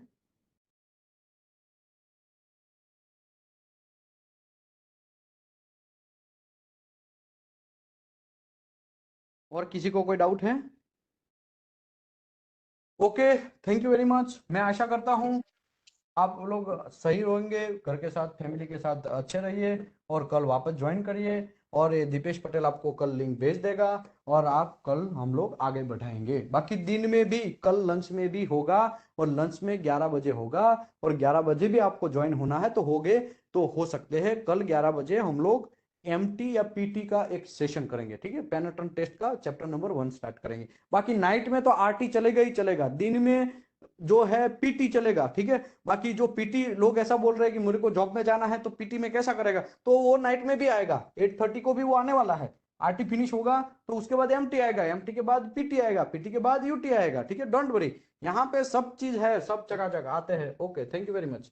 अभी मैं सेशन को क्लोज करता हूँ। आशा करता हूँ आपको सब चीज अच्छा सीखने को मिलेगा। Good night sir. Good night, take care, thank you very much. Good night.